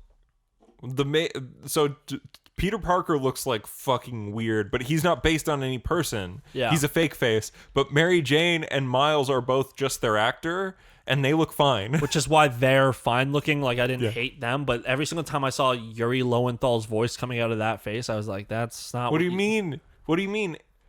Tom Drew Garland's face. What's wrong with Tom Drew Garland's face, dude? They tried to... Also, at least they did try and make him look like a bit more of a nerdy dude. Yeah. Like Andrew Garfield, who's a fucking Chad. Like Oscar-winning actor Tom Drew Garland. Tom, Drew, Garfield. So you're not even including... It doesn't look anything like Toby. Okay. Maybe there's a bit of Toby in there, though. Maybe, but it's mostly Tom, Drew, Garland. It's either Andrew Holland or Tom Garfield. Like, anyway, Control is also going to be ported to the PS5 cool. and I Xbox should X. fucking play more of that game. And then also the Pathless is coming to PS5. It's an indie game. It's an upcoming indie game. It looks cool. Okay. So, that led into IGN Day 3. Wait, I thought PlayStation was Day 3. No. Oh, damn, my bad. IGN Day 2 and PlayStation. Was this where they announced Guilty Gear character? Yeah, Guilty Gear Ramlethal. The one Valentine I didn't want. I like Ramlethal. She's fine, but every Guilty Gear character is great. So Because Nathan has not played the game as much as I have. Yeah. Also, I haven't played that much. It's literally like every character they've shown so far, I want to play them. Mm-hmm. I don't want to play Ramlethal. That's fair. But I would have taken any of the other Valentines. I would have taken Jackio and I would have taken Elfelt. I would have loved Elfelt. There's still time. There's still time. I personally, I don't have a Guilty Gear main. I just pick the random characters. Oh, my main, I think, is last time I played, I was playing a lot of Kai. Oh, yeah. Which is he's also in the game now. Like, yeah. he's Soul's enemy. They're like the main two. They're the Ken and Ryu of the series. Yeah. I know. Yeah. Kai. Is Dio in the game? Yeah, they did. Shadow 1? Yeah. Yeah, he's in. He's just Dio. Not the same voice actor. Oh, yeah, because he's dead. Yeah, he's dead. Bummer. They should Bummer. get... Oh, you know what would be sick? Yeah. King Crimson's voice actor. Ooh. Or I know they don't look the same, but like, it's the last big villain from JoJo. Or just get Kira's voice actor. Who? Kira. I think Diavolo's voice is better than Kira's. Yeah. Yeah. So yeah, Ramlethal, Everspace 2 looks pretty alright. And 13 Sentinels Aegis Rim, baby, it's coming out. I don't know what that is. Huh? It's the new game by Vanillaware. 13 Sentinels Aegis Rim. You ready to hear about it? Yeah, sure. Okay, it's Vanillaware's new side scroller. You play as 13. It's anime as fuck. Play as 13 kids who do mechs and fight robot and in they Tokyo. leave a bunch of tapes around. What? They leave 13 Sentinels. 13 Sentinels, and they leave a bunch of tapes around explaining why Hannah Baker killed herself. Oh, fuck you. I read that book, by the way, when I was a kid. Isn't that like an actual, like the book's okay, but like... The book's okay, but the show glorifies suicide. The book kind of does too, but... Nathan, is this a fucking JRPG? No, it's a side-scroller. All right, then we're fine. No JRPGs. No news about JRPGs. But Vanillaware has that gorgeous hand-painted art style where it's like all like really good art. I wish anime people in Japan really need to move away from the bland protagonist look. They're all no. So the plot of the game, according to Japanese fans who've already gotten it, is that all the characters are very standard, but then it's like a Breakfast Club situation where it's like you don't actually know them that well. Yeah, where it's like you learn more about them, and they're not. Okay, look at fucking they're middle, but like yeah. Okay, we gotta check the levels there because I just swung the mic. Yeah. All right, Nathan, am I still in? I'm not fucking up, right?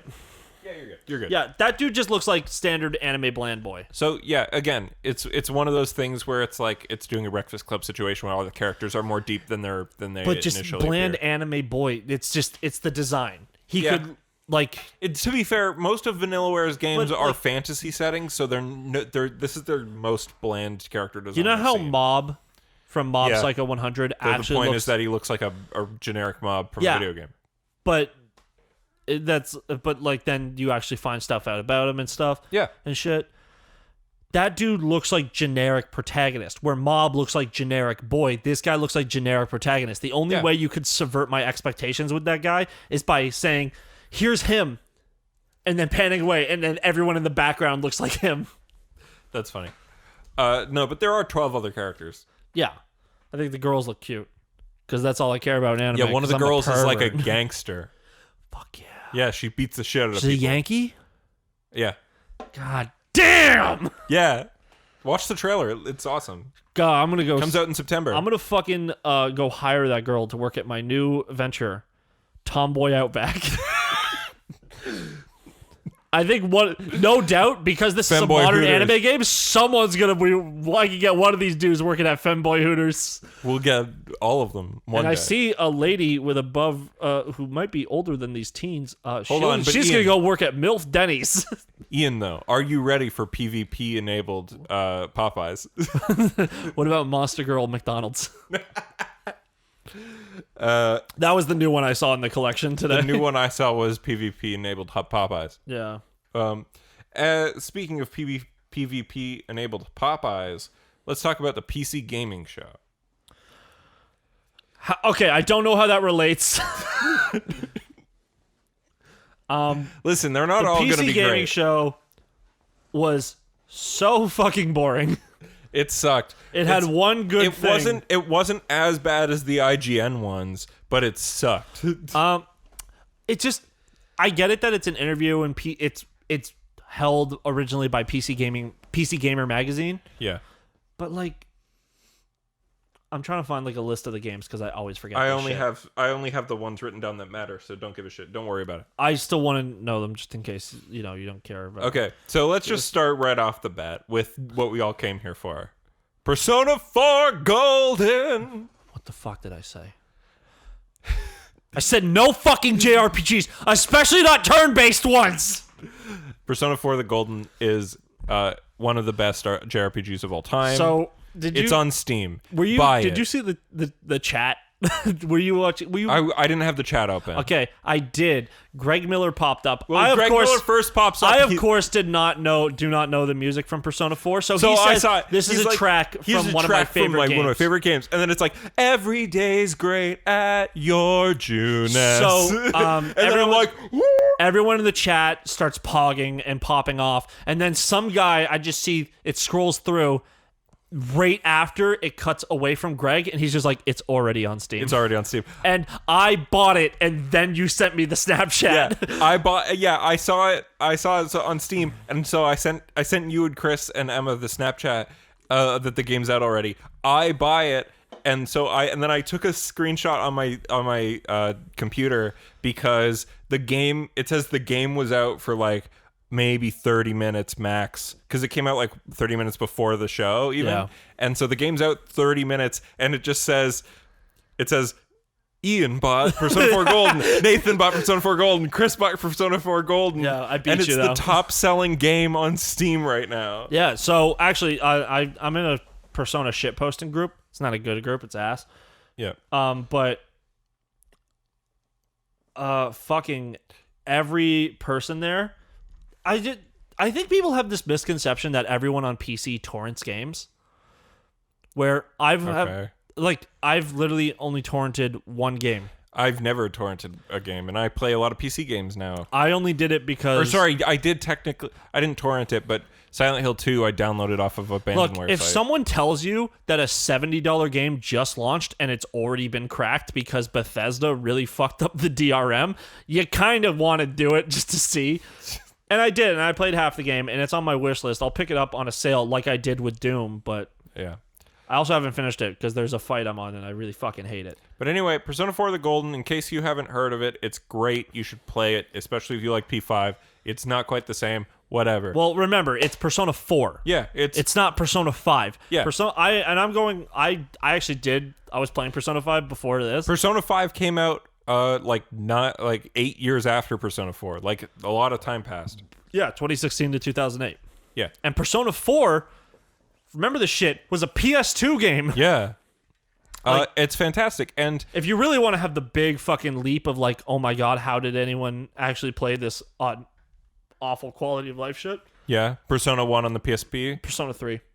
Persona 3 is still good. Like, it has its issues though, Yeah. where you can only control Makoto? definitely. If you're or is he Minato? I don't know. He's Nathan.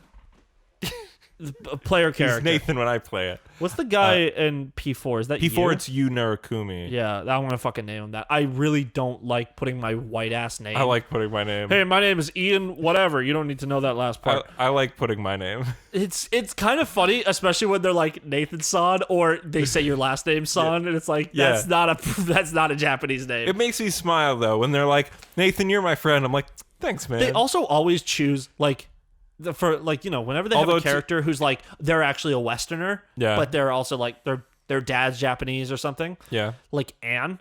That's a very easy name to say in English, but also an incredibly easy name to say in Japanese. Yeah. Like in Japanese, it's still Anne. Yeah. You don't have to say Enu.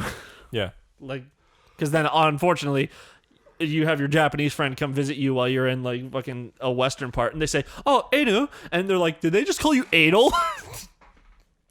Yeah. Anyway, P4 Persona Like, 4 I the think Golden. my name in like if a Japanese person trying to say my name with their alphabet, unpronounceable. I think it's hard. Yeah. Yeah. Yanu. Yeah. I think it'd be like Yonu. Yeah, I think I would just have to go with my middle name or something. Yeah. I think they could figure that out. They'd be like George. My middle name's not George. No. Close in letters though. Yeah. I don't think George is easy either. Yeah. No. They just I said have, Joji. I have a friend in Japan named fuck. I'm not gonna say his name actually. But Okay. he told us the name that his Japanese friends call him, and it's not even close to his fucking name. That's funny. And I was like, and I actually was like thinking like, what if that's just like the Japanese version of Gringo? They're like fucking filthy. I'm not saying shit. Well, filthy Gringo, I don't care about that because that's just making fun of white people, and we deserve it sometimes. Well, it's Gaijin in Japan. That's what it is. Yeah. Yeah. No, that's not what they call him though. Okay. But there is an equivalent. And I forgot about it. Yeah. But with Persona 4 Golden, I'm happy that it's now on a system where more people can play it. I mean, it is an inferior platform from the Vita, obviously, to play it on your PC. Every platform that's not a Vita is inferior. It's just facts. Yo, I'm spitting facts, bro. I've leaned into this so much that I say it around my friends now. Like, not even just on the podcast. I just lean into no, you've been liking saying the it Vita. forever. Yeah, oh yeah. I think the fucking like I've just been ramping up since I got a podcast. No, man, I fucking met you. And Yeah. you were like, Oh, yeah. we were talking about consoles. You're like, my favorite console is the Vita. And I'm like, what? The I bought it- PSP? And you're like, no, the Vita. I bought it day one, you motherfucker. Yeah, That's true. And I was like, yo, that's gay. I'm going to go back to my PC and Nintendo Wii U. Yeah, but no, seriously, fucking what are you doing right now if you haven't bought Persona 4 Golden yet? Go buy it. Also, it's not a full price game. It's $30. It's like $20. It's $20 American. Oh, my Steam's in Canadian. It's 30 Canadian. Well, for the deluxe edition, you mean? Oh, no, wait. It's 24 Canadian. It's 24 Canadian. Yeah. I didn't buy the deluxe edition. Chris did, but I was like, oh, the soundtrack? You mean something I've already downloaded? The thing I can go on fucking YouTube and just find, or an art book, which I can go on the internet and see. I did launch. I go to the wiki when I finish these games. I usually go to the wiki, like the Wikipedia, and just like read up extra little things. If I like the game enough. Yeah. And you'll see your artwork there. Have you ever seen fucking Anne's original outfit? Yeah. Like, oh god damn, it was good. Mm-hmm. I mean, her Persona outfit. I don't think their school uniform looked good before. No. Because it was more red than it is now. Yeah. But the Anne's original outfit was like a black cat suit with hints of red instead of being an entirely red one. I still feel the whole catsuit situation doesn't make any sense with what her story is. Also, I like the whole thing with like. But They try and say that they always. Don't worry, Ian. One of the first things you see in Persona 4 is the youngest main character that's in the gang. Do some weird sexy pose in a television Your advertisement. like little sister. No, she's not in the gang. Rise. Yeah. No, I know about that. Yeah. But also, the age of consent in Japan. That's how to be the creepiest person in the world. Is bring up the age of consent in a foreign country. I love Nanaka though. Your little sister in the game. She's great. She's cute. She's hilarious. She loves corporations. Killing Nanako. I love all the. Wait, memes how old of, is Rise?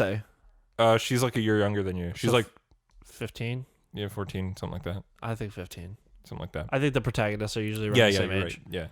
And then the year older character is, I believe, Naoto. Naoto's older? Yeah. Okay.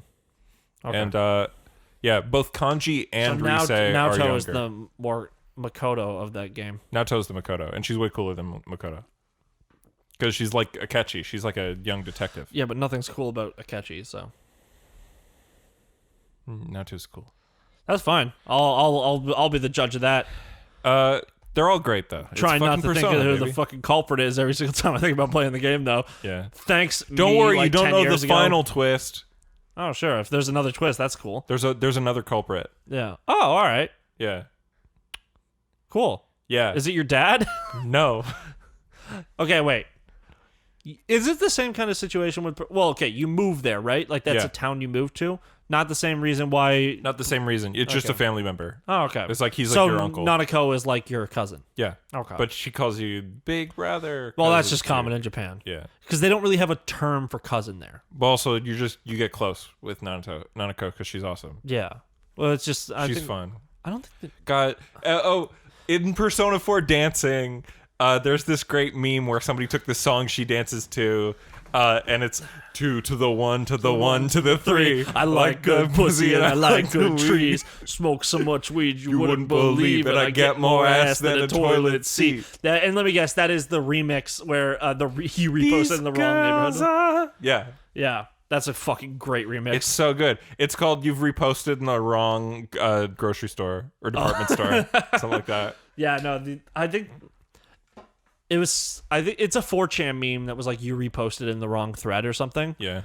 And then it just blew up. Yeah. I think the first time I saw it was a JoJo meme when it's like it was about Cheap Trick. It's like that scene from fucking Part 4 where I'm glad that the first thing that happened when Part 5 came out was that for the dance. Because I'd already seen it with, the torture with the dance? manga version. But, Yeah.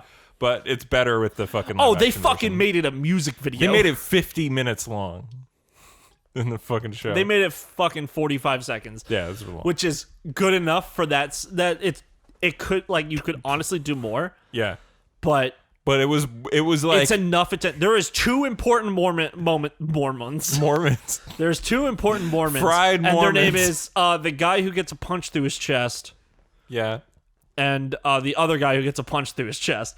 No, it's the torture dance, Yeah.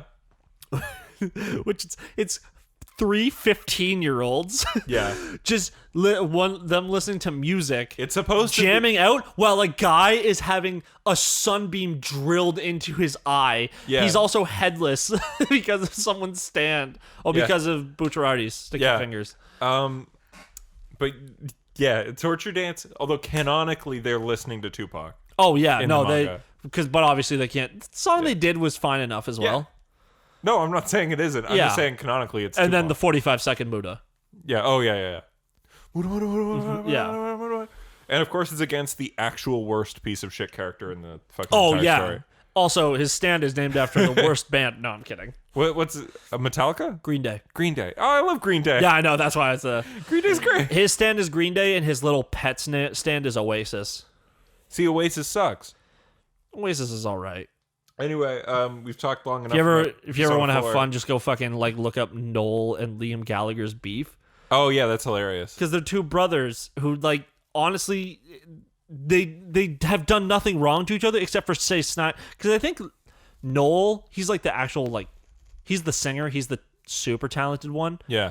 And where he's just like, I love how much they hate each other. well, yeah, well, it's unreasonable. It's like if you don't have a brother, but like it's like if your brother said something shitty to you once, and then for the rest of your life you guys just kept escalating shit, and then your mom was like, why don't you guys just like get in a room once and talk about it? And the older brother, of course, is like, yeah, I'll fucking do that. I'll do that for you, mom. And the younger brother's like, no, fuck you. Yeah. Yeah, so I actually followed Liam Gallagher for a bit on Twitter. That dude is a weirdo. But like he was like listening to some album that came out, and he just went like he did like one of those like he live tweeted the whole thing, and it was like 500 tweets. I'm like, can't do it, man. Especially since the tweets were like, oh, sick. So if you were like listening at the same moment you were, you could like be refreshing your Twitter and seeing like that's what he thought about that bar. Mm-hmm. Yeah, but anyways, so we're done with video games. No, we're not. No, we're not actually. I'm We were gonna talking list about off- Persona. We forgot about the rest I'm of going to this list shit. off the other good games at the PC Gaming Show. You ready? Fae Tactics. It's Final Fantasy Tactics for modern age. Yeah, it looked all right. Looks great. I love Final Fantasy Tactics. Play Final Fantasy Tactics War of the Roses. The other PSP emulator. It's great. It looks gorgeous. Haven, which is by the Fury devs, and that's the game where you and your girlfriend or boyfriend run around and do shit. Is that the one where they like made the the fast cut of them? Like it's like that panning shot with like the house getting bigger. Yeah. Okay, looked all right. So. I don't really like survival crafting games that much. I don't think it's crafting. You float and you do action combat, but it's so you do combat and your house just improves. You don't actually have to find. I think so. You don't actually have to build it. Okay, that's fine. Mafia 1 remake. It's all right. It looked good. I've never been a fan of the series. I liked Mafia 3 and I liked Mafia 2. Maybe I'll play it. I don't know. Who knows? I'll probably check it out. If I have money, I'll buy it. I won't. Weird West, which is from the actual creator of Dishonored, who made his own indie studio. Thinking about this one. Yeah, it's like a sort of third person, not quite isometric RPG. But it's in like the Wild West, but there's like monsters and like supernatural shit. Yeah. Okay. Looks cool. I like Weird West stuff. If me and my friends ever want to try a different type of tabletop RPG than Dungeons and Dragons, which we've only done once, I'd love to do it. Well, to be fair, we did it once, and then we were like... It was really fun. We were fucking ramping up to start like the next one, and then COVID happened. Yeah. But yeah, I'd love to do a Weird West style... because there are well, we were doing like an introductory campaign. We should probably get back into that. We should, yeah. Twin Mirror, I've been hyped for since Don't Not announced it because I love Life is Strange, and it's an interesting concept. Okay, I finally found and Red Sails, which also looked cool. I found an actual good. Wait, was that all the games? Those are all the ones that I gave a shit about. What about Prodeus? Huh? Prodeus. Who? Doom. Oh, who cares? Oh, you didn't think that looked cool? No, it's just Doom. Yeah, but it's like new. It's like it's someone made Doom, but they have the capacity to make a 3D Doom and decided to still make everything pixel art and like that. Yeah, it looked okay, but I don't know. I thought it looked fun. I don't know. I thought Potionomics looked cute. Yeah. But like, it's just an interesting It's a roguelite sort of game, like where you similar to Slay the Spire, where you use cards and shit. Yeah, except like you're not trying to kill things. You're trying to make a successful sale. If I see cards, I'm out. Really? Yeah. I don't like cards.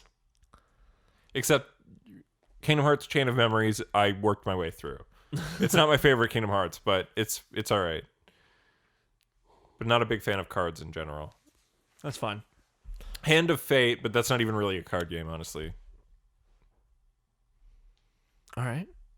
I don't know what that is. Okay, it's Hand of Fate is like it's a game where it's like it's sort of like a rogue.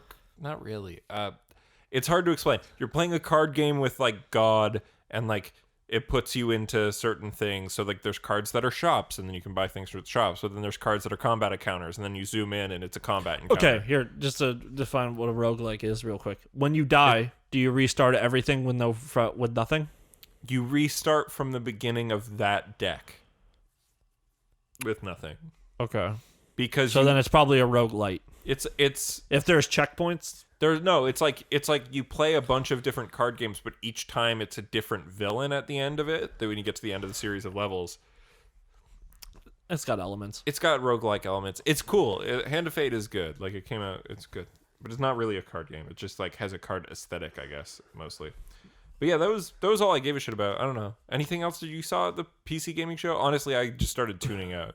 Oh no, I actually was watching it like with IGN stream where it was just like straight up that. And I got so bored about halfway through that I switched over to a popular streamer's one. Oh. I switched over to Vine Sauces. Yeah. But he's like kind of just sitting there watching it by himself. I kind of wish I went to Pat's. Oh yeah. Angriest Pat, or Pat Stares At now, because I actually went at the end to just see what see if I could get his final remarks about what he saw and shit. Yeah. But it was just Paige fucking talking shit about like, oh, I'm Pat. I only cared about one game here and I had to watch the rest, like shit like that. That's true. Honestly, like Persona 4 was all I was here for, and I like wrote the rest of that list going like, none of these live up to the first fucking thing. Yeah. No, they blew their load. I thought that shit boring. Yeah. I think every year, the PC gaming show, I understand that I think the Epic Game Store should have their own conference. Well, that's basically what it is. Yeah, but what they should do... At least last year when I watched the PC Gaming Show, it wasn't boring because it was so cringy and annoying. Yeah, so the PC Gaming Show should really just become a conference, because the fact that it's a show, like the interviews, just fucking boring. Fuck interviews. They're all timed out, like to a point where they can't ask any questions about the game. They ask all the basic questions. There's nothing special to like hear. The same problem with the IGN one, except interviews went as long as 15 minutes. Nintendo Direct had a really bad one. It was like the last time they did like an on-site Nintendo Direct sort of thing at E3. It was when Pokemon Sun and Moon were coming out. And they had a 45-minute gameplay demo for Sun and Moon at the end. And it's like, are you fucking kidding me? Slit my throat. Also, the worst part about a Pokemon game is watching someone play a Pokemon game. I ever want to watch someone play Pokemon. It's you like better be the... It's not fun to look at. You better be a fucking funny fucking Let's Player for me to do that shit. Like, Final Fantasy is cool to look at. Like, Oni Plays and Game Grumps. I really liked both of their Pokemon Fire Red, Pokemon Red Let's Plays, respectively. Yeah. But that's because with Game Grumps, it's Dan and Aaron just getting loopy and just doing this bullshit. Yeah. And then playing badly and then forcing, like, I want Beedrill to be my fucking best Pokemon. So they have to fucking get someone to grind it later, and then they still suck with it. Yeah. And then Oni Plays is just like 8 people just talking shit. Yeah. Yeah, so I've seen Beard Bros ones, and they're all right. You just better be entertaining for a Pokemon Let's Play. Yeah. Have something to say or think and make fun of. Yeah. Have a topic also, that's not about the game, because the game is very background at that point. Yeah, and it's like Pokemon's never... Yeah, it's always kind of background. Like, it's not like anything... There's no part in Pokemon where you're like, shut up. Hold on, shut up for this part. I need to see what's going to happen. You know what I mean? Yeah, there's not really cutscenes in Pokemon. Yeah. It's like text that you're like, in this end, please. Like, whereas a Let's Play of, say, Fire Emblem or Final Fantasy or Dragon Quest or Xenoblade, whatever, could have those parts because they've got plots and characters. Yeah. All right, so that's all the games we have for today. Well, all the games that were announced. Yeah. Well, there's not all of them that were announced. All the ones that are worth giving a shit about. Yeah, all the ones that we care about. Yep. All right, cool. What are we at? Hour 48. Oh, shit. Yeah, so we got... All right, let's get into the weeks. We don't really have to... Well, I was looking to see if, like, should we blaze through the weeks, or can we talk about them a bit? Let's talk a little bit. I think 2:30 should be our max. Yeah. Which is... Because... After we've done 3 in a row of like 2:30. That's what happens when we're in person. Yeah. over my fucking over Discord, I'd probably just like sitting back in my chair by now and be like, yeah, that was cool. Yeah, I cared about this, but whatever. All right. Yeah. What do you got for the weeks? Because I feel like I talked more during the last part because I have the notes. Yeah, because you had the notes. I didn't make any. I watched this fun little... It's like a documentary review series. What was it? It is about a guy's journey through playing from level 1 to level 60 in Classic WoW. But it's a guy who had no nostalgia for it, so I was like, oh, that's interesting. Yeah. So he named his character... I'm not even going to fucking plug it because the guy is already massive on YouTube. Okay. He named his character Swackwictus. All right. Which is what is it when you mix up the letters in a word in a sentence? Anagram? Yeah, I guess. He named his name was an anagram of "Wow sucks dick." He spent like 6 months leveling a character from 1 to 60, and even he made an entire video about he discovered an underground like unofficial gambling ring, and he just did an entire thing about that.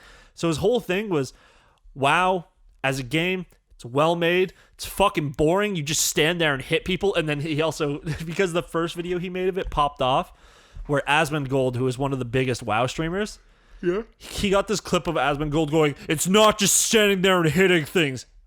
Fucking is. It's an MMO. Well, it's WoW specifically is exactly like that. Yeah. Where you actually could just stand there and just 1, 2, 3, 1, 2, 3 over and over again. Mm-hmm. So it's not even as like in depth as Xenoblade. because Xenoblade has auto positioning. It has auto attack, but it okay, has now, positioning. WoW as it is now has positioning. Oh. But this is WoW Classic, where even if you position yourself, the enemy will just track themselves to you. No, but I mean, like, the whole point of Xenoblade Chronicles is that you can't just hit certain moves. It's your auto attack's always going to be your auto attack, but your special moves hit only when you're in certain locations or when people have certain statuses. All right, so it's a bit more. Yeah, you're right. It's a bit more than that. But like I'm saying, like if I'm fighting against an enemy in WoW and I'm attacking, my attack as soon as it goes out will hit them, and if they parry it, it goes away. If it misses, I get to just relaunch it again. But if they do an attack on me, even if I move, I'm still gonna get hit by it. Where in current WoW, it's like you can actually avoid enemy attacks. Yeah.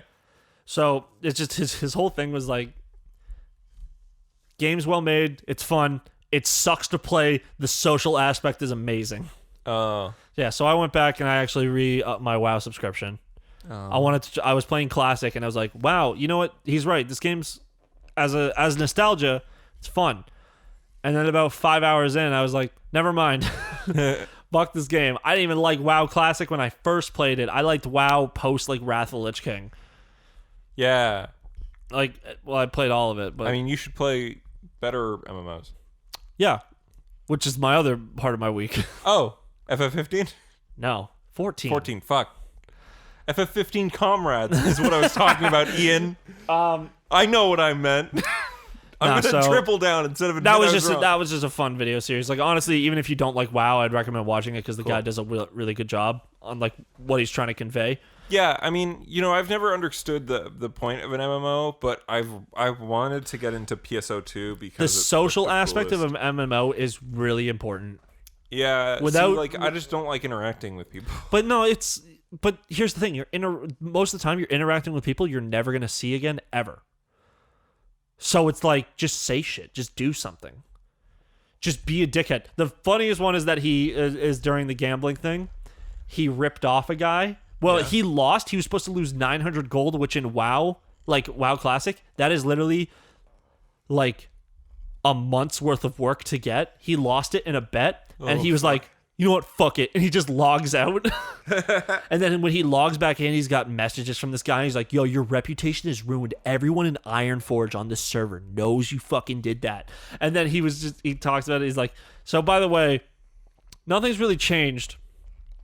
Except for my guild publicly disowning me because of this heinous act I did. That's funny. Yeah, the guy's just... He's really like, the video is fucking great, but WoW is not good. I'm kind of picking it up a bit again, just like casually, like seeing what I missed. Like I'm not doing any grindy stuff. I'm just doing the storylines that have happened since I stopped playing. Oh, which only takes about like 3 hours to do because I'm probably gonna play Shadowlands. Because I do care about WoW's story overall. But didn't it get all shitty and bad? Yeah, but it's happened before and then it got good again. Oh. So why not play a game that, since it got relaunched, the story has always been good and stayed good? I'm not playing PSO2. What about, I was still talking about FF14. Oh, I don't like FF14. Oh. It's fine. It's just I don't care. I bet if you played the other Final Fantasies and you could get more of the references, you'd probably love it. No, because it's the gameplay I don't like. No, but I mean, I feel like the fan service would like make you forgive the fact that it's got boring MMO gameplay. No. No? Because I heard it plays better than WoW from a lot of MMO fans. WoW, yeah, now. Well, because it's like everyone saw what WoW did and was like, let's just do what they're doing. Yeah. Where Final Fantasy, I don't know how it originally was. They might have also been doing that. But when they did A Realm Reborn, they were like, oh damn, maybe we should try something new. Yeah. And it worked. Where we got a lot of, after Battle of Azeroth, there was tons of WoW refugees going to Final Fantasy. Yeah. Again, I wish I liked MMOs. Yeah, so you could have something to do. But yeah, PSO2, I really hope when that comes out for Steam and I can get it to actually How much is it? It's free. It's free? Yeah. Is there a sub? No. How the fuck? There's just microtransactions. Jesus but it's only Christ, visual an items. MMO with microtransactions only? I guess that's Destiny. Yeah. Yeah. Yeah, Destiny's free now. PSO2, So. small squads. It's Monster Hunter, but All you right. can do Devil May Cry combo. All right, since it's free, I'll give it a try. Yeah, that's what I was trying to say. When it's on Steam, I'll It's try Monster it out. Hunter, but you can do Devil May Cry level of combo. Okay. All right. It's sick. And you can dress up as Son the Hedgehog. I'm not going to do that. You will, and you'll like it, you motherfucker. All right. So, Anyway, I played a little bit of Xenoblade. cool. Yeah, I'm like 12 hours in. It's pretty good. God, that game's long and big. It's Skyrim-esque, but I like it more because it's not fucking been touched by Western hands to make their gross Western RPG. Just have their British voices in fucking elves and shit. Get out of here. I don't care about it. Elves elves. are in Japanese stuff. No, but like they're Western RPG. Well, They're actually, every elves, Western RPG just based rips off of off how- Lord of the Rings, eat hot chip, and lie. based off of how elves are treated in certain areas of Japanese. You mean plus-sized elf? What? You mean plus-sized elf? No, I was thinking of like Goblin Slayer and then every Well, doujin that ever Goblin existed. Slayer's awful. in Where that. he literally says, "Oh, your cock sleeves." Elves, Goblin Slayer's so dumb and bad. I think the design of Gross. Goblin Slayer's armor is fucking sick, but other than that, Yeah, it's just very simple and it gets the job done and it It's like conveys an- that he's a fucking villain. Goblin Slayer is like if an incel read Berserk and said, "Let me do it." No, that's Rising of the Shield Hero, Nath. Hold on, sorry. Goblin Slayer is like if an incel read Berserk and then also read Rising of the Shield Hero was like, I could do this. Shield Hero. And it's like, this is easy peasy, baby. Yeah. I'll just turn my gross, weird sex D&D campaign into a fucking manga. Well, okay. It's not a lot of sex stuff in either of those. Literally, the whole point of Goblin Slayer is that goblins can't reproduce within their own species, and they only can reproduce by raping human women. All right. I was more talking about Rising of the Shield Hero. There's not Rising a of lot the sex Shield stuff. Hero is like... There's yeah, other less issues. sex. There's like Rising of the Shield Hero is like incel propaganda. Yeah, for sure. Like it's a matriarchal society. Other than the fact that every man controls everything in this fucking world. Whatever. We don't need to talk about how dumb that show is anymore Yeah. because everybody should know. Also, I actually read the manga after the show ended. Man, the manga sucks even worse. Like it's actually awful. But also it's a light novel. So it's like 3 different adaptations. So yeah. Yeah. All right, so also this week Destiny 2 had a big reveal event. This isn't news because you don't care about it. Yeah, I didn't write it down. But I for was me- hoping that you wouldn't notice. For me, incredibly exciting. Yeah, well, they've showed off. I didn't include it because it's like I didn't think we could talk that much about it, honestly. But they announced that they have 2 more years of expansions coming out. Yeah, and also the content. Well, there's an expansion coming out this year, probably in the fall. Which They said and then another in 2021 and another 2022. yeah, Yeah, 3 years. 3 years might be. No, that's what I said. I said 4 years last night. I yelled it out, and Yeah. you were like, I don't They're think that only math- good until 2022. Yeah, but that's 3 years to me, even though this year's half over. But I fucking feel like they're gonna do. Is there factions in PSO2?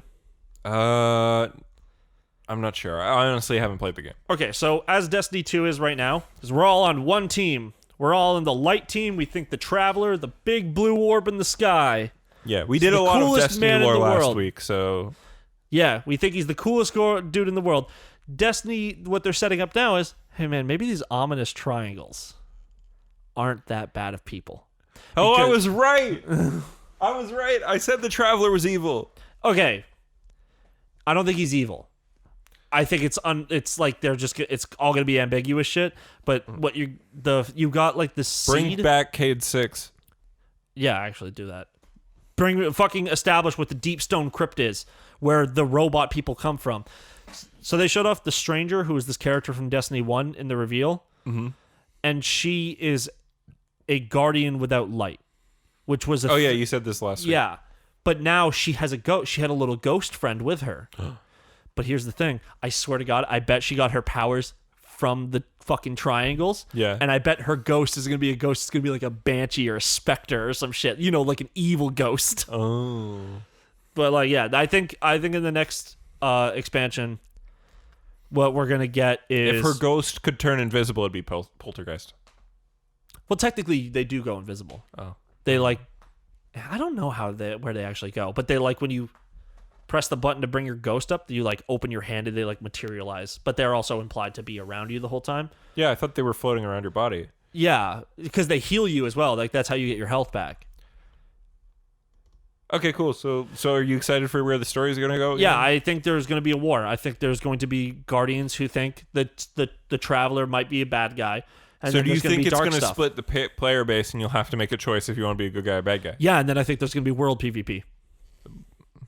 That's an interesting choice. Yeah, I think that's where it goes. Actually, the concept is, WoW, I fucking hate it because it's literally based off of a tier list and how good you are with your fucking macros and your fucking fingers, just like mashing Whereas keys. Destiny being an action game, you actually It's have to be skill-based. skilled. Yeah.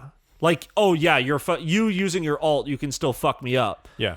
But if it's 1-to-1 gun skill, it's all about that. Yeah. Well, actually, there is overpowered guns, but you know, you get what I'm saying. Yeah. Yeah. It's stat and skill based. It's both. It's instead of, I'm sure some fucking WoW heads like, oh, it's fucking fully skill based. I don't care. Yep. I think shooting in a video game with your hand, like using proper aiming and shit, is more skillful than clicking on someone and then mashing WASD and going around them and then mashing 1, 2, and 3, 4. So what you're saying is the new Destiny 2 expansion takes place inside PvP-enabled Popeyes. Yes, entirely. But also it takes place on Europa, actually. Nice. Cool. That's also a potential thumbnail / title. Now. Also, there's sunsetting content. Cool. Which Because they're blowing up Mercury. No, actually, they haven't done that. I don't think they're will. going to do it. I would be fine with it if they did, to be They're honest. going to do it twice. They're going to blow it up. It's restored through the power of Osiris's bullshit. Never mind, it's gone again. Yeah. They should just reborn it just to say fuck you. There's nothing wrong with the game. Just drop a comet on the fucking main game, all the planets. On the tower. Just fuck the Earth up. Actually, the Cosmodrome, which is the original Earth location, is coming back, which is cool. Cool. They're also bringing back old content from Destiny 1. Yeah, I heard They're that. sunsetting shitty Destiny 2 content that no one likes. And they're bringing back good Destiny 1 content. They're that bringing nobody back liked. the Vault of Glass, the original Destiny 1 raid, and then the location, the Cosmodrome location. Cool. So yeah. I watched a movie this week. What'd you watch? I watched a great film on Crave called The Last Black Man in San Francisco. It's from last year. I really wanted to watch it when it came out, but I missed it in theaters. And I finally got around to watching it. It's directed by, what's his name? Joe Talbot. And it's written by and starring a guy by the name of Jimmy Fails, who plays a version of himself. Fails. Yeah, that's his actual last name. Fail. Oh my Anyway, god. so The Last Black Man in San Francisco is a story about a guy who's like obsessed with this one thing. And it's when he was young, like in the 90s, he lived in this beautiful like Victorian style home in San Francisco.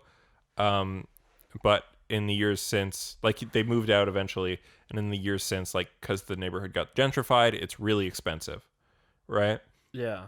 And so he kind of just goes to the house and tries to take care of it, like while this like white couple like is upset, and then suddenly, due to like a death in the family, they're forced to move out of the house, and so he starts squatting in it with his friend. But it's really good artsy movie. He skateboards a lot in it. The visual, it's fucking beautiful, especially for like it's the director's first feature. It's shot on film. It's gorgeous. They shoot San Francisco the most fucking gorgeous way, and the music's fucking fantastic. The story is quite good, and it's really neat. It's like a very like interesting movie. I haven't really seen anything like it.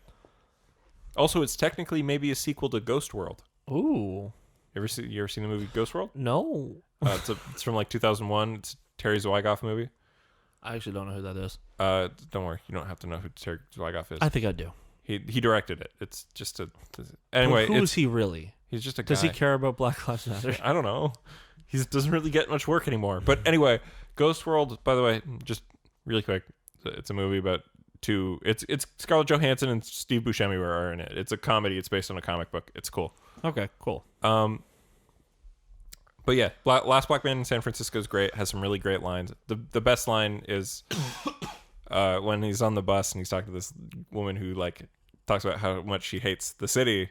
She's like, "Fucking San Francisco sucks. I hate it here." He's like, "You can't hate it." And she's like, "Excuse me?" Like, "You can't hate it." And she's like, "I can hate what I want." And he's like, "Do you love it?" And she's like, "What? Do you love it?" "I mean, I live here. Do I have to love it?" "You can't hate it unless you love it." That doesn't make any fucking sense. No, it works. Like it's I don't love The Last of Us 2, but I can tell you. Fuck you, Ian. It's a city. It's like the city you live in, right? Like the whole point is like, if you really hated it, you wouldn't live here. yeah, like what the main character is trying to say is like his entire struggle throughout the movie is that San Francisco is inherently a city of change and gentrification where businesses open and close at the drop of a hat. Correct. Right? Just places keep changing. Just like Toronto. It's like even more so. Actually, just like every major city in the world. Exactly. And like San Francisco has this. Everyone has this idea that it's a cultural hub. Well, it is. It is. But whatever. The point is, right? The main character, that's his struggle. It's like the world keeps changing and taking things from him, and so the point is, he loves San Francisco. He loves that home. It's the place that is in his heart. It's his obsession. But the point is, he has to let it go, and he hates it because it keeps getting ripped away from him. Bro, you're obsessed with a city? All right, simp. Yeah. Anyway, at the end of the movie, he leaves the city. All right, cool. Like on a boat, like he on a rowboat. It's a good movie. It's gonna go to fucking Rikers, like. It's a drama / comedy. It's good. It's really good. Check it out. It's on Crave. It was from A24 distributed it. They're great. Yeah. Cool. A24 creates theater kids. Yeah. Theater kids are the fucking future, man. No, they aren't. Yeah, all right. Last night, after we got home from George's, yeah, I went and watched the newest episode of Harley Quinn. The newest one? Yeah, because I'm caught up. Oh, shit. Yeah. The Joker was gone for all of season 2. Yeah. Now he's back, baby. Oh, he's actually back? He's back. She remade him.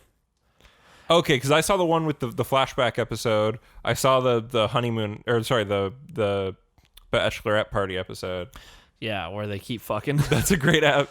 No, honestly, the most recent episode, the way they brought the Joker back is phenomenal. Oh, it's good? Well, because you know how he's that guy that they kept seeing at the bar that Yeah. was like, or they met him at the bar and was like, there's no way, like, he's the Joker. And then Ivy's like, no, he's not. And then while she's like saying, like, maybe you just think. She goes on Snapchat yeah, and she draws on the his face and fucking it's like, makeup. that's him. Oh my God.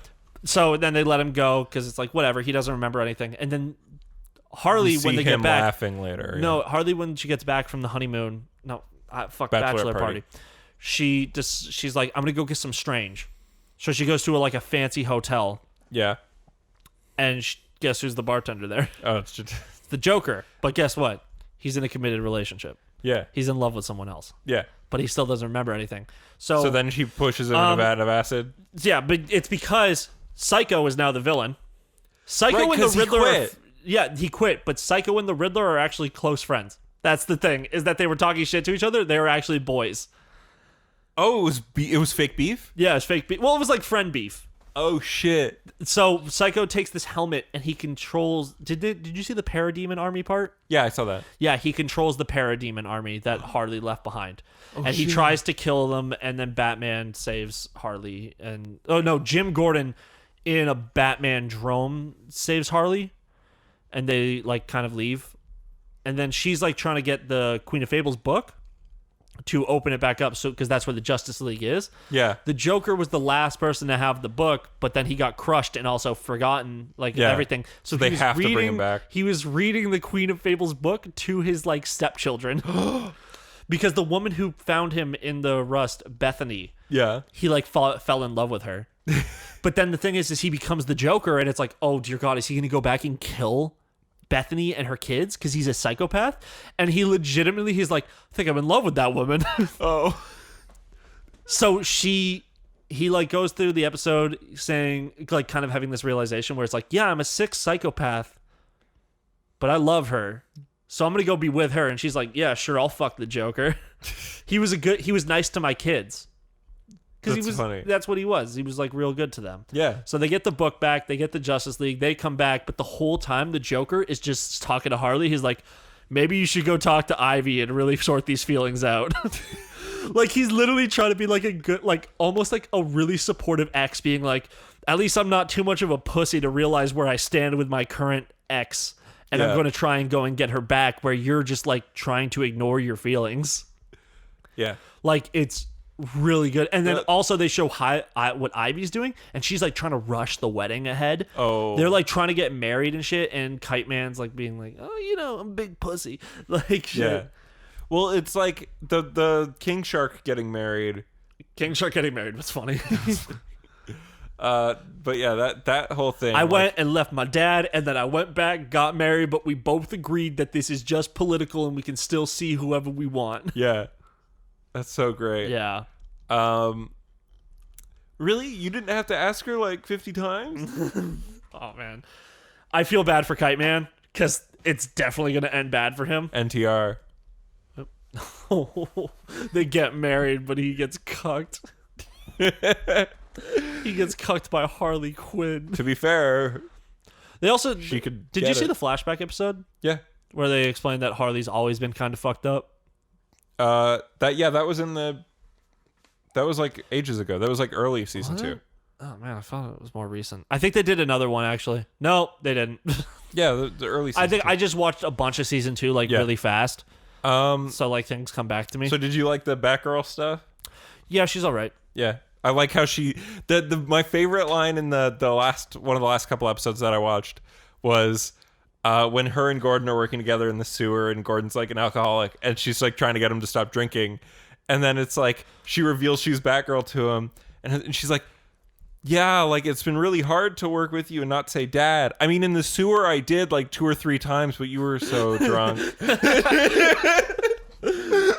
Like no, like that show is so funny with that character. It's so good because she meets Harley Quinn and sees like Harley's not as evil, but Harley's still a villain. Yeah, and she's just like, no, she's good, and they're like, no, you idiot. Yeah, she's just not a psychopath murderer like the rest of them. She's just not the worst. Yeah. Also, the joke about the Riddler getting jacked is hilarious every fucking time. There's like a line later on where fucking Dr. Psycho is just like, oh my god, your calves are huge. And he's like, I know. Yeah, I'm Jim Rash. Is that Jim Rash's voice? Oh yeah. Oh yeah, sick. Yeah, that dude would be a great Riddler in like a live action Batman. He would, because they made the Riddler look just like him. Yeah. I just think, I feel like Batman villain, you know what? It's just because Batman's tall. Yeah. That like if a villain of Batman is like really short, like they're not like the Penguin short, where like the Penguin's just a stout man. That's the point. Yeah. If they're not the same height as Batman, it kind of just doesn't look as intimidating. It looks like, of course this fucking Chad's gonna beat up this manlet. Yeah. It's Robert Pattinson. Huh? How tall's Robert Pattinson? He's not super tall. Yeah, but he's like 5'10", 5'11". Really? Yeah, I think so. I thought he was at least like 6. You know what? Kristen Stewart's short. That's why. Yeah. And so is Taylor Lautner. That's what he's just the tallest man in that movie. Yeah. In that franchise. But I love the Bane the Pit episode. Oh yeah. That was great. Oh, well, he's like, this is just where you come to be friends. Why don't we all hang out and crochet? Yeah. Yeah. George Lopez will do a set. Yeah. It'll be mostly new stuff with some classics. Of course, Bane, an American Latino man, would love George Lopez. Of course. But yeah, Harley Quinn's a great show. Yeah, it's good. Go watch it legally if you can. Yep. Can't here, but you know. If you're an American, get DC Universe and /or HBO Max, and you can watch that show and Doom Patrol, because I'm going to start rewatching. Okay, get Doom Patrol. HBO Max. Like, yeah, it depends on what's cheaper, because DC Universe has Young Justice as well. yeah, but if you're really only going to watch it, if you're like, well, either get the free trial Yeah. and just blaze through the show. But if you're looking for a service, I would say HBO Max than DC Universe. I think HBO Max is a lot more expensive. Doesn't matter. Wait, is HBO Max available in Canada? No. Okay, cool. So I'm still Stealing it. I'm yeah. within my rights. Yep. Well, not really, but you know. You can do whatever the fuck you Well, want. it's because to. Crave exists why we don't get HBO Max. Yeah, because HBO's partnered with Crave. Okay, never mind. Bella's bringing it. Oh, Bell's bringing HBO Oh, Max? it's actually here. Fuck. May 27th launch. Fuck. Okay, well, whatever. But the fuck. Okay. Anyway, watch Doom Patrol. Doom Patrol is also great. It's fantastic. I watched the first episode again, and it's hilarious. Oh, never mind. Fucking liars. HBO Max is currently only supported in the U.S. and certain U.S. territories. Let me see a fucking price, though, homie. I think it's $15 a month. Yeah, well, it's like, ooh, you're not in the service area. I think it's 15 and like DC Universe is 9. If you're using a VPN or web proxy, try disabling it so that your IP address is not blocked. All right, fuck you. Don't try and block my use of VPNs so I can steal. Yeah, man. VPNs are cool. Oh, God damn it. Why do I have to read this bullshit? What? Just looked at my phone. There's news. It's Warner Brothers reportedly doesn't think a standalone Superman movie would be good right now. Because why wouldn't Superman solve Black Lives Matter? No, not even for that reason. Just like they don't think that people would want to see. And it's like, God damn it. I've been wanting a good Superman movie forever, and I never get it. But if Warner Bros. Is saying shit like that, that means they're not even looking at people making a good Superman movie. They're just thinking that Superman won't fit. They had fucking 4 years to make a Superman movie because Superman had a villain who is a billionaire with hair problems, who is egotistical as fuck, who manages to trick the U.S. public into voting him to be president. Don't worry, 4 years to make that movie. Don't worry, we're gonna have another one, another 4 years, because they're just the Americans who aren't satisfied with Biden will literally go and vote not to vote. Like, you can't even blame them too. No, I can't. Yeah, I'm upset, but I can't blame them. Yeah. But also, I wouldn't know what to do. I personally, as a human being, if we were in a two-party system, I'd vote for the lesser of two evils. I hate that shit. I want to vote for someone I want to vote for, but well, I want Australia's fucking system. There's something trending right now, which is get blackout drunk and vote Biden. Yeah, I saw that. Just get absolutely fucking hammed. So that I could stand making this mistake. Yep. But yeah. Do you have anything else for us, Ian? No. All right. With that being said, guys, thank you so much for listening to this podcast. We're glad we had you. E3 is rough. And there's still more next week, Ian, because it's all E3. It's all E3 to the end of July. E3 is 2 weeks now. It's all E3 to the end of July. 4 weeks. But yeah, so we didn't even touch on the Gorilla Collective because there's 2 more of those next week. Excuse me? And another IGN. The fuck is the Gorilla Collective? It's another thing. It's the thing that Jeff, kind of funny Jeff. It's like Jeff at Kind of Funny? Or Greg Miller. Okay. Greg Miller, he's doing his is the Gorilla Collective. Look, we should trust Greg Miller. About what? Anything. I just think Greg Miller's a good guy. Oh, fair enough. Yeah. I've never met him, so I couldn't. Well, no, it's just like, a man who has cancer and then fucking decided to go and do his own shit because he said fuck IGN and took people he liked from IGN to do his own stuff. I think it's a cool dude. Sure, yeah. I think competition is good. Yeah, sure. Anyway, thanks for listening to the podcast. You know what? Never mind. He went under Rooster Teeth, which is just a Warner Brothers thing now. He's not actually. Kind of Funny is partnered with them, and they're not owned by them. Never mind. Keep at it, Greg. So yeah, thank you so much for listening to the podcast / viewing it if you're on YouTube. If you like us, you could subscribe to us on YouTube, youtube.com/N8SComedy, where we've got the podcast and other things happening. You can follow me on Twitter at The Media Hole, on TikTok at The Media Hole, at twitch.tv/The Media Hole, and finally on Tumblr, and when your balls get stuck to your leg.tumblr.com. Change your name. Ian, where can they find you? You can find me on Twitter and Tumblr at StrugglesV. You can find me reblogging and making a bunch of not making content at all, actually. I don't know why I even threw that in there. I don't do shit. Anyways, it's all about One Piece.